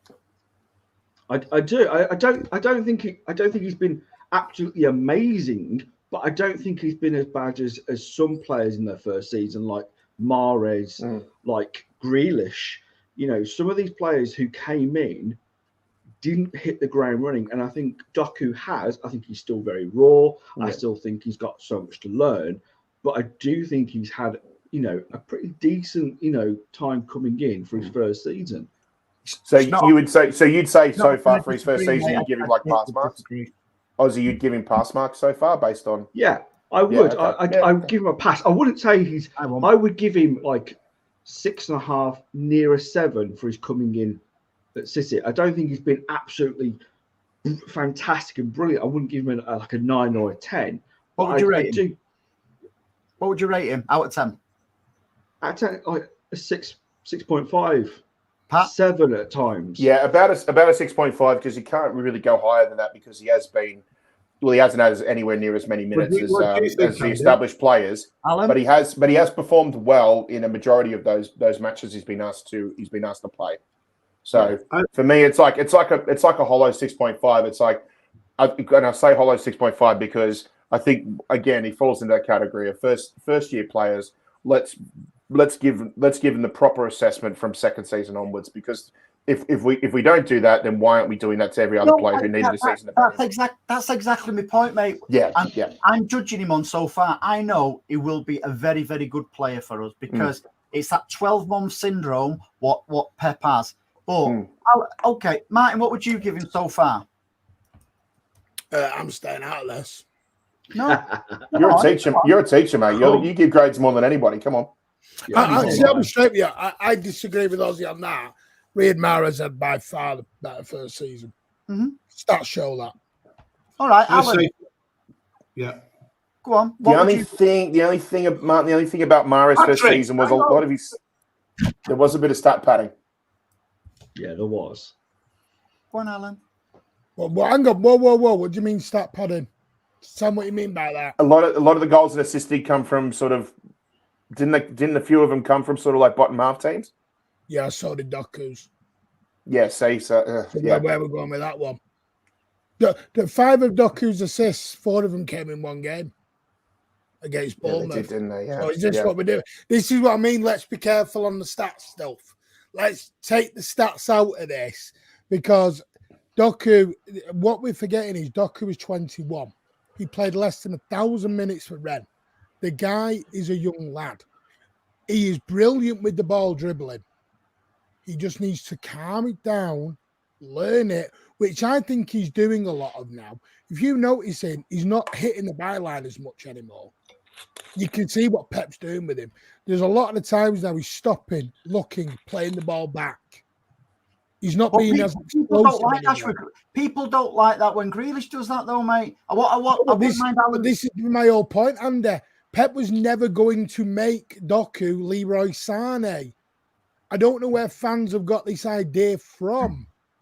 It was the option that Doku can do that. He still wanted Grealish to do that, but he wanted Grealish to be a bit braver going forward. It was about having them options. Pep wasn't going to suddenly stop his system and change it all because he wanted his wingers to go fly, fly, fly. Alan, what would you assess? Never understood. Let Alan assess it out of 10. Let Alan speak. I don't know why we've gotten to Doku's first season. I don't know where we're going with this. 5.5. Okay. I'm going 5 and a voucher for his eyes testing because I think he's colourblind because all he does is pass to the opposition. Yeah. Anyway, let's get back to where we were. Is anyone not... Go on. I was just going to say, I think for me, like a player that we've not really mentioned so far, and I just think for me, is Foden. Foden has been sublime over the last few games. He is, and I just want to say, like, he playing through the middle, he has got to start in the middle because he has been on fire. I mean, we've talked the likes of Haaland, we've talked the likes of KDB, we've talked about, certain players like, Walker coming back into form, Diaz coming back into form, but Foden has been absolutely immense this season. And what I want to see, in the Chelsea game and going forward, is this team being built around Foden because he has been sublime. That's what I want to see from this game coming up. Spot on, mate. And what I've said about Foden as well is become a leader as well. You can see him. He's a proper leader on the pitch, and he's generational. And I keep saying, I can't say it enough. Foden is generational. He wants to 23 years old. Yeah, and again, I don't think enough respect's laid on Foden's. Best ever season at Manchester City. And I think as well, when he was always going to be heir to David Silva's throne, wasn't he? But when David Silva was at City, De Bruyne wasn't the De Bruyne we've seen over recent seasons. So how could you bring Foden into that position ahead of KDB? So it's not knocked Foden back a little bit. It's just delayed him playing centre of midfield because there's no doubt about it. When KDB starts slowing down and stuff like that, you'll see Foden in there week in, week out. And I think you'll also see Foden in there when Pep eventually goes, because Foden said he wants to play in that position. So I can only see Foden getting better and better as the seasons go on. But to be fair, Andy, like Pep is now playing him more central. He is trusting him because I think that was one of the things that Pep said about Foden is that he just didn't quite have that he wasn't quite ready to play centrally like David Silva, like KDB. Mm-hmm. But now I don't see how you can't keep him out of the middle because he has just been. You have got to build the team around Foden because the things that he's done this season have just been immense. Okay, who would you prefer, Jordan Henderson or Foden in midfield? We're not doing this on. I need to get we're back on it a second. Hey, Andy, we're going to get generational, mate, because let's think about it. 20. Sorry, I need to get to these. No, you're right, mate. You're right. DB, thank you for becoming a YouTube member, mate. You are a legend as well. I want to say a massive thank you as well to Simon Clark for renewing his membership for a month.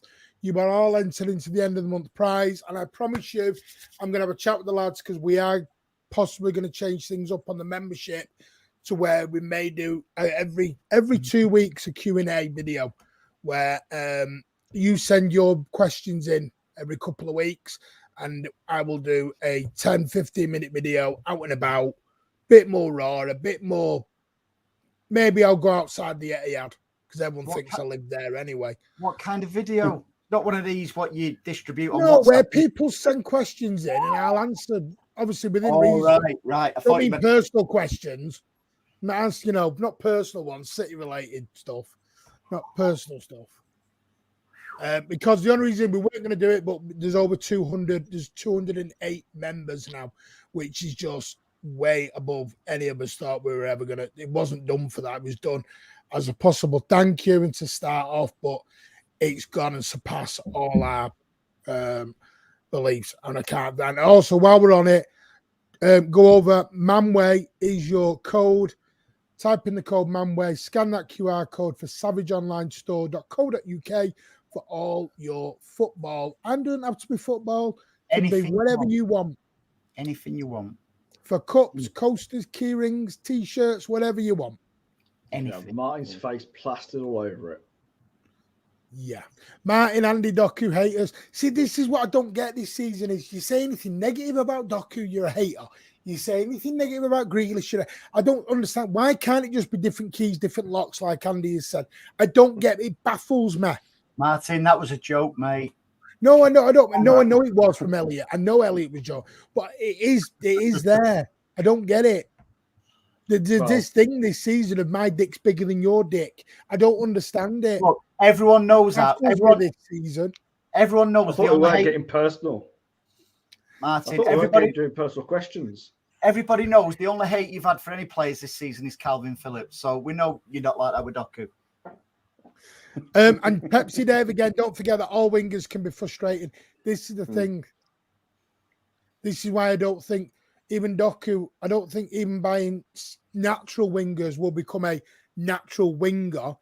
Because again, when stats wise, Doku's very good take-ons with the ball, but he can't find his man. But he'll learn that as he goes along. And that's okay. And Grealish will get braver where he takes on a man now and again a bit more. That's okay. We just all need to relax and get behind the players. That's all it is for me. They all wear blue shirts. Let's just relax. Anyway. In Alan's case. Do you know what I fancy this weekend? Alan, I'll come to you. I'm thinking of Rodri, Kovacic, KDB midfield. Do you want hundreds and thousands on it as well, sprinkled? Stick a flake in it as well, you're actually Andy. I would go Rodri, Kovacic, KDB, Foden in there as well. Who's found that? Do you think Tuesday plays any part in Pep's? Someone's trying to ring me.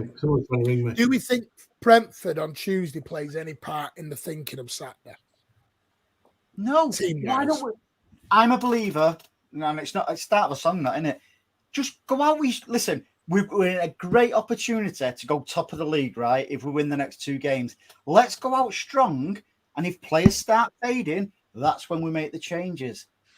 Let's not mess about now. Last season, we was built on the formula of our best 11.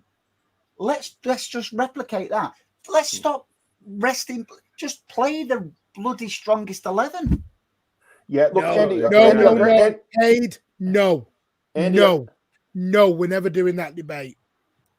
Andy, I agree with you. I think I think obviously the lack of January fixtures and then the warm weather training in Abu Dhabi, I think it's put a lot of our players ready to go on a stretch of where they play every 3 days.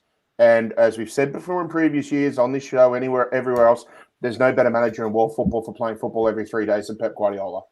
You know, a lot of those players, they thrive on playing every 3 days as well too. So, you know, sooner or later, there are going to be players that will play every 3 days for maybe 3, 4, 5 consecutive matches. And whatever lineup comes, pending injuries, of course, I think whatever lineup comes out against Chelsea, more than likely be the lineup against Brentford, albeit with maybe 1 or 2 very subtle little tweaks. But I think you're going to see pretty close to our strongest lineups for the next few weeks, I think all the way through until we play away at Anfield. I tell you what, we did have at the back end of last season, though, Pat. We had, and we only found out at the end of the season, we had a struggling Kevin De Bruyne for 2 months. We have now got a very fit Kevin De Bruyne and fresh Kevin De Bruyne. With the bit between his teeth as well. I'm glad you said in between his teeth. Go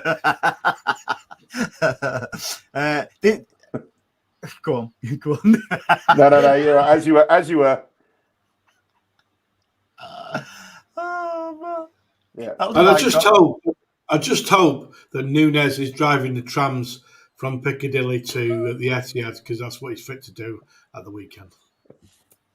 You would still be standing there at Piccadilly Station going, "You're a shit driver, Nunez, you're shite." Hey, you know the best thing was? He's come off the rails. We all reminded Alan that Nunes was a major part of that third goal on Tuesday night, and Alan went, Yes. I don't, mate. Very I much, don't. very I much. He don't was. Look at the build-up, yeah. I don't care. He's crap. Yeah. I'm sorry. Nunez Alan- played the decoy, which allowed Foden to get the space. He's Sorry. not good enough to play in a City shirt. He can play for Wolves and do well. That's fine. "Piss off you." Elliot, how are you, pal? Will the defense cross-examine, Your Honour? Elliot, we need a space after, because we need to have a chat. Pepsi Dave talks sense, you know. Anyway, no, Fire for me, no, the only reason I ask is if Bernardo's got any slight knock, would you think, I'll give him a rest for this and play him on Tuesday, or play him Saturday and rest him Tuesday? That's all I was meaning of if someone's got any kind of a knock. That's all I was meaning with it. Well, I know Pep looks at it game by game, but I just think, because I don't see Foden and KDB playing Saturday and then both of them playing again on Tuesday. I do. I don't see I that. do. I don't see why not. As I And said you know- before, mate, I think a lot of them are primed, ready to play for every 3 days now for a few weeks. Whatever, Yeah, I think they are. whatever side Pep picks is the right side. Unless he leaves Rodri out. You have to respect him on Stephen that, mate. Fleming, thank you for the £2. We're always calm here, mate. Well, Martin, there was a comment for me from Cade earlier up, mate. let's stay calm. It's great to bleed blue. Thank you so much. What's Kate put here? He asked me a question. It's only right that we No. We're not doing this live on air. just please. Am I not allowed to No, answer the because I question? know what you're going to do, and it's I'll not be- good for the channel. I will be diplomatic. It's a bell end. Right. Kate, can we not do that on the channel, mate, please? Thank you. Because this is not, we're not going into personal thoughts on No, by the way, that's not the Mancunian ways thoughts. That is Andy Savage's personal thoughts. you can't be- I I'm don't- going to be diplomatic. You're a bellend. Hey, trust me, that was diplomatic. Yeah. Anyway, Mark Fox, thank you. Certainly for wasn't your- pragmatic. Thank you for your gifted 5 memberships. You are a legend, sir. Andy Turner's doing something he's never done in his whole life, and this is breaking news. He's agreeing with Alan. Well, I totally agree with Andy, speaking sense. You didn't agree with that. You never agreed with Alan for 5 years.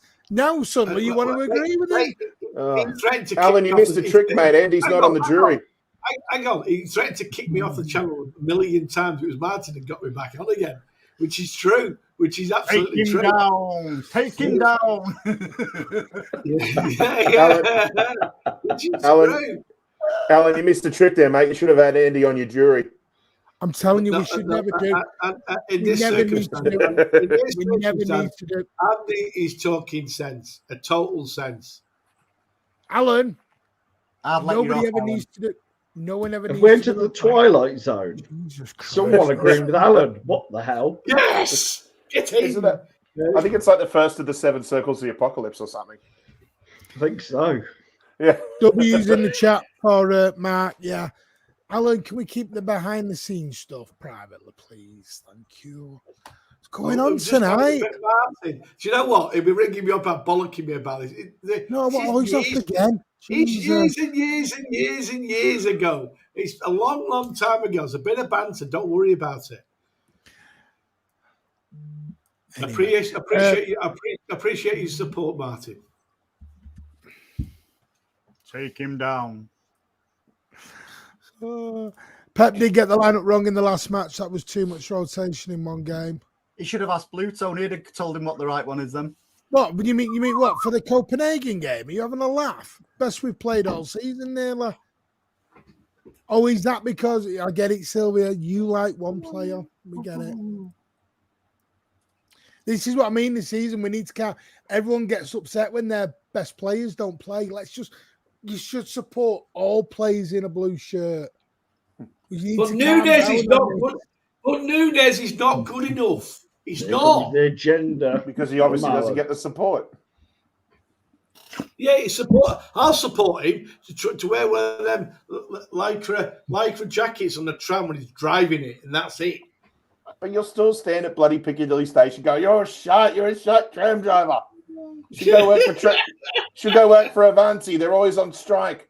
Oh, my God. Seriously. Honestly. Finally just put double down. Don't worry about it, Martin. I did one in kicks off.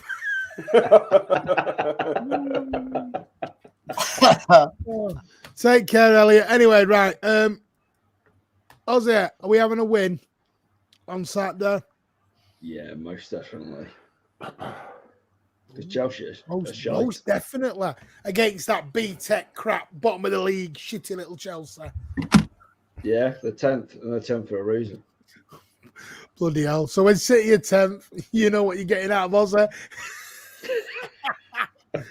Jesus. Hey, I just call it how it is. You don't like it. Go on, Andy. Well, you know what my betting's like. I'm going to have Chelsea 3, City 1. Is that the bet you put it on? You know what I do with my betting. Reverse psychology. Are you going on Saturday? Yes.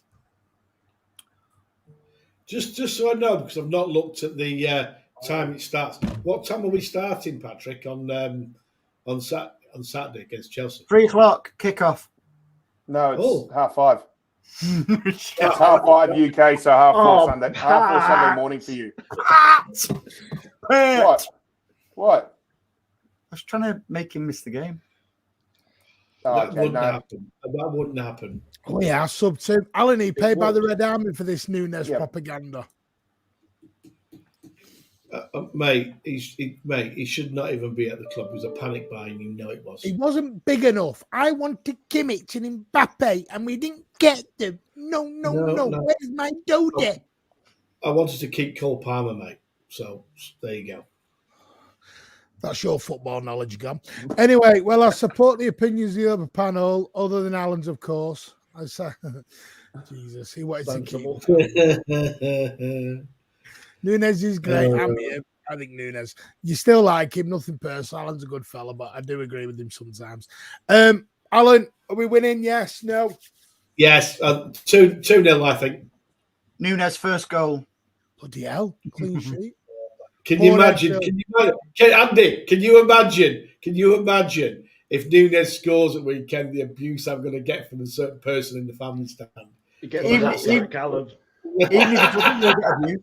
God, I remember nights of the Imperial where you'd slag off bloody Sterling or something. You'd score a goal and you got nearly mosh pit.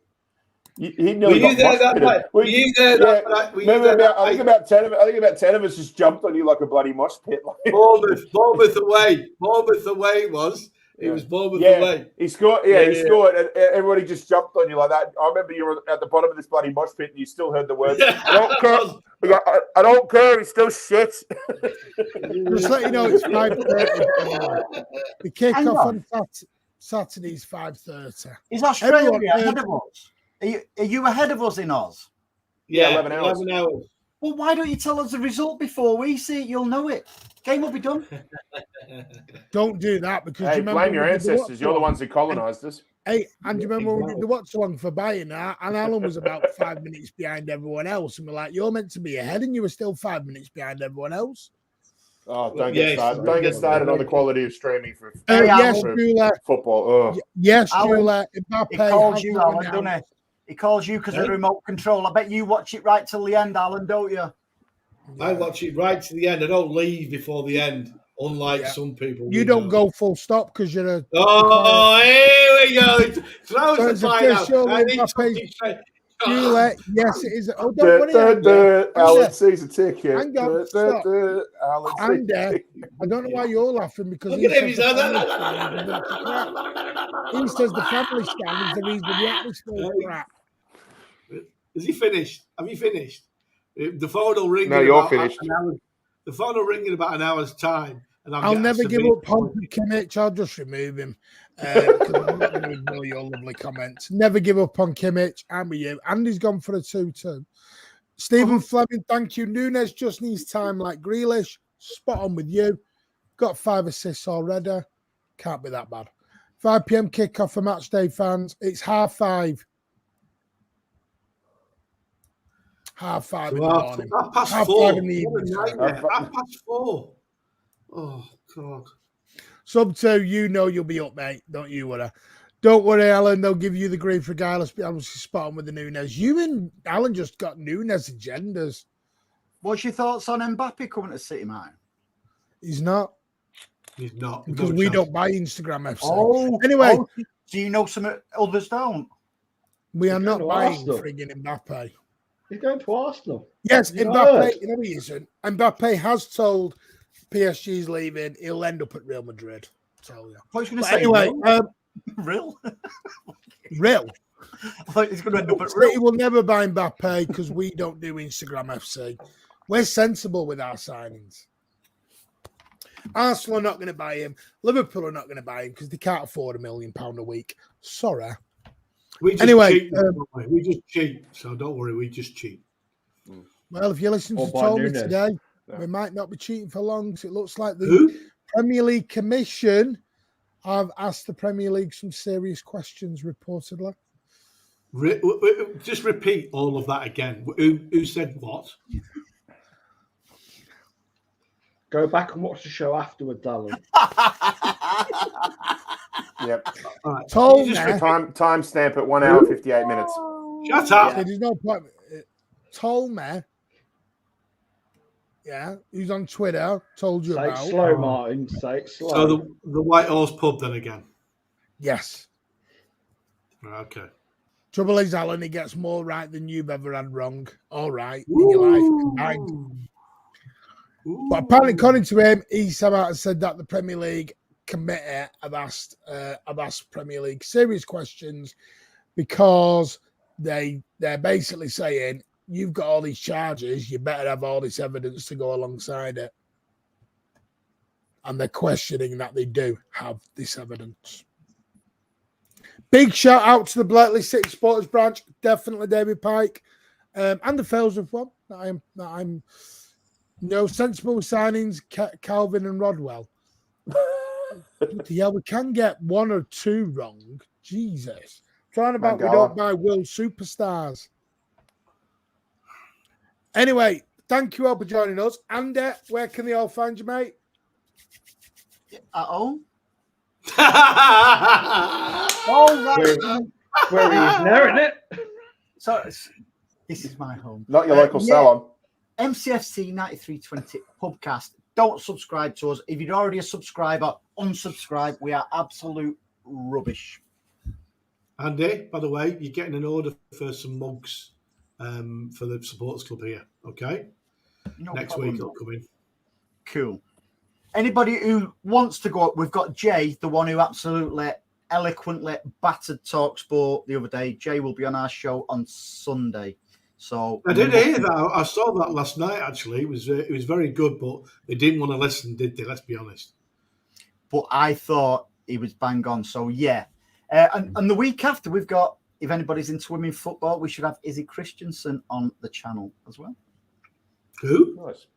Izzy Christensen. Okay. Yep. Alan, you know the thing. Is it mugs you're getting? Yes. Yeah. That's what Do the they- committee want. That's what the committee want. Do the committee also? So they're having on the Alan is always wrong. Yeah. Yes. Tell you what we do need, super chats for Alan's new hearing aids. Hey? Anyway, yeah, exactly. 116 now. I got a bollocking from the committee Because Alan's in court, yeah. I mean, I got a bollocking from the committee actually the other week because apparently I've swear too much when during the game. Oh, yes. No. I don't believe that. So I walked in at the weekend and went, "No swearing!" and everyone just started laughing. Did they say fucker?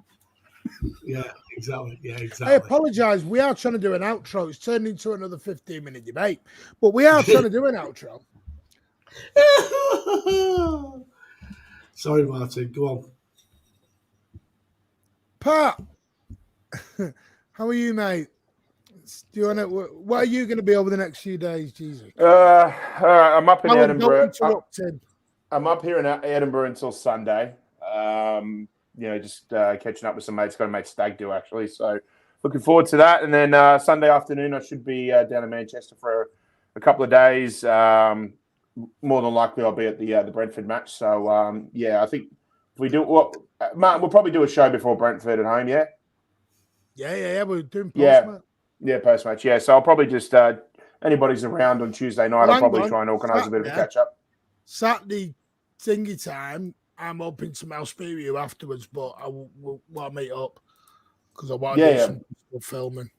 Yeah, 100%. Yeah, that sounds good, mate. But look, anyway, from Sunday afternoon onwards, I should be around. So if anybody's in the Greater Manchester area, love to catch up. Please get in touch with me. Defo this time, mate. Where you staying? Yes. Where you staying in Manchester, mate? Alan, a hotel. Let's get off that so no one doesn't like Jesus. He's not going to put his word out. Alan, Martin's basement. Oh, I love a bit of doxing. Is that why you're in court? Do you know what I mean, Alan? Ask him his phone number while he's live on air, mate. We're not off camera yet, Alan. I'll give you the last 4 digits of my credit card and my mother's maiden name. Yeah, no problem at all. Jesus Christ. Well, I'll tell you. What's your room number? Alan, personal. Martin, yes. You're taking him to Russia. I hope you're taking him to Russia for an Indian. I've never stayed been in Martin's basement again. What the hell's happened? Right, FIFA. Thank you. There is a link. I know not everyone, but Patrick, True City fan, was diagnosed with the awful cancer. He has an operation for it. There is a GoFundMe going out there for his medical bills and his rent because he's in Ireland, so it's very different to the UK. He's in Ireland, obviously with the Euros. So get over there if you want to give him any help for his rent. Everything's going to be off work for a while. Also, but that's it. I'm going to move up the Dementia Alzheimer quality stream, charity stream. It's going to be 12 hours long. We're going to start at 12 p.m. till 12 p.m. 12 p.m. till 12 a.m. We don't have a game on the Saturday, on the weekend between one of them and the FA Cup game. There is no games that weekend, believe it or not. Are you referring to the international break? No, no. Because there's FA Cup games. When we play, I'm just going to get it up now. We play, so I'm going to do it then. I've decided.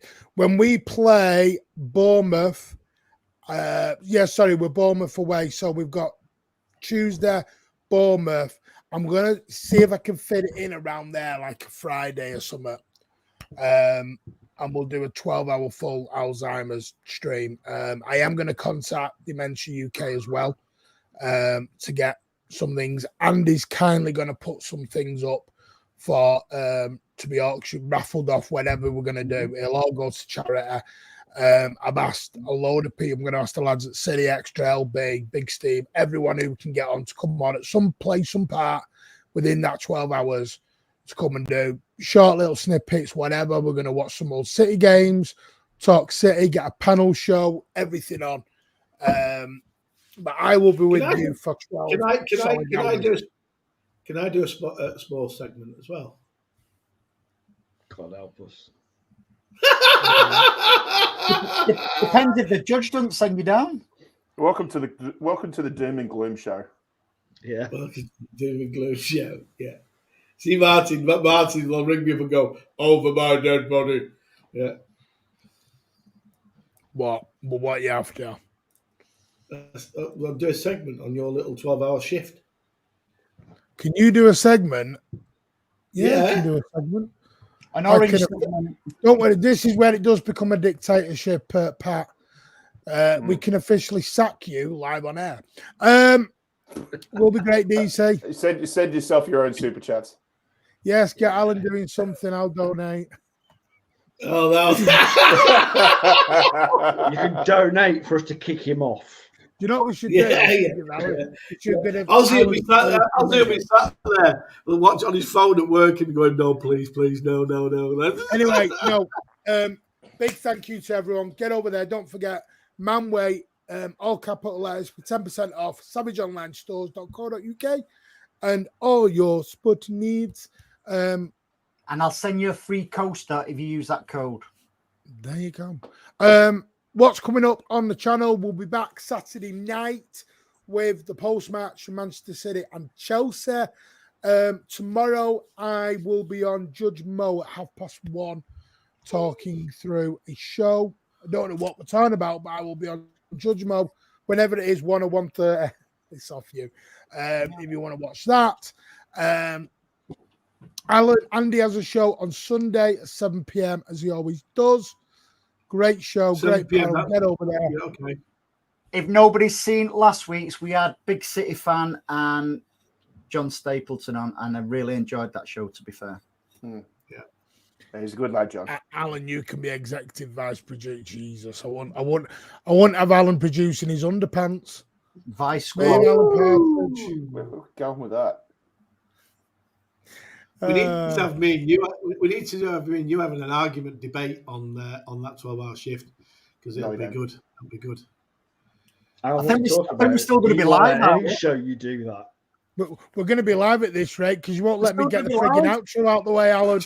Anyway, thank you all for joining us. Smash that like, smash that subscribe. You're all legends. You know where you're going to find Ozzy and Pat, always here on the Mancunian way. Alan, you may see on the other side of the rainbow.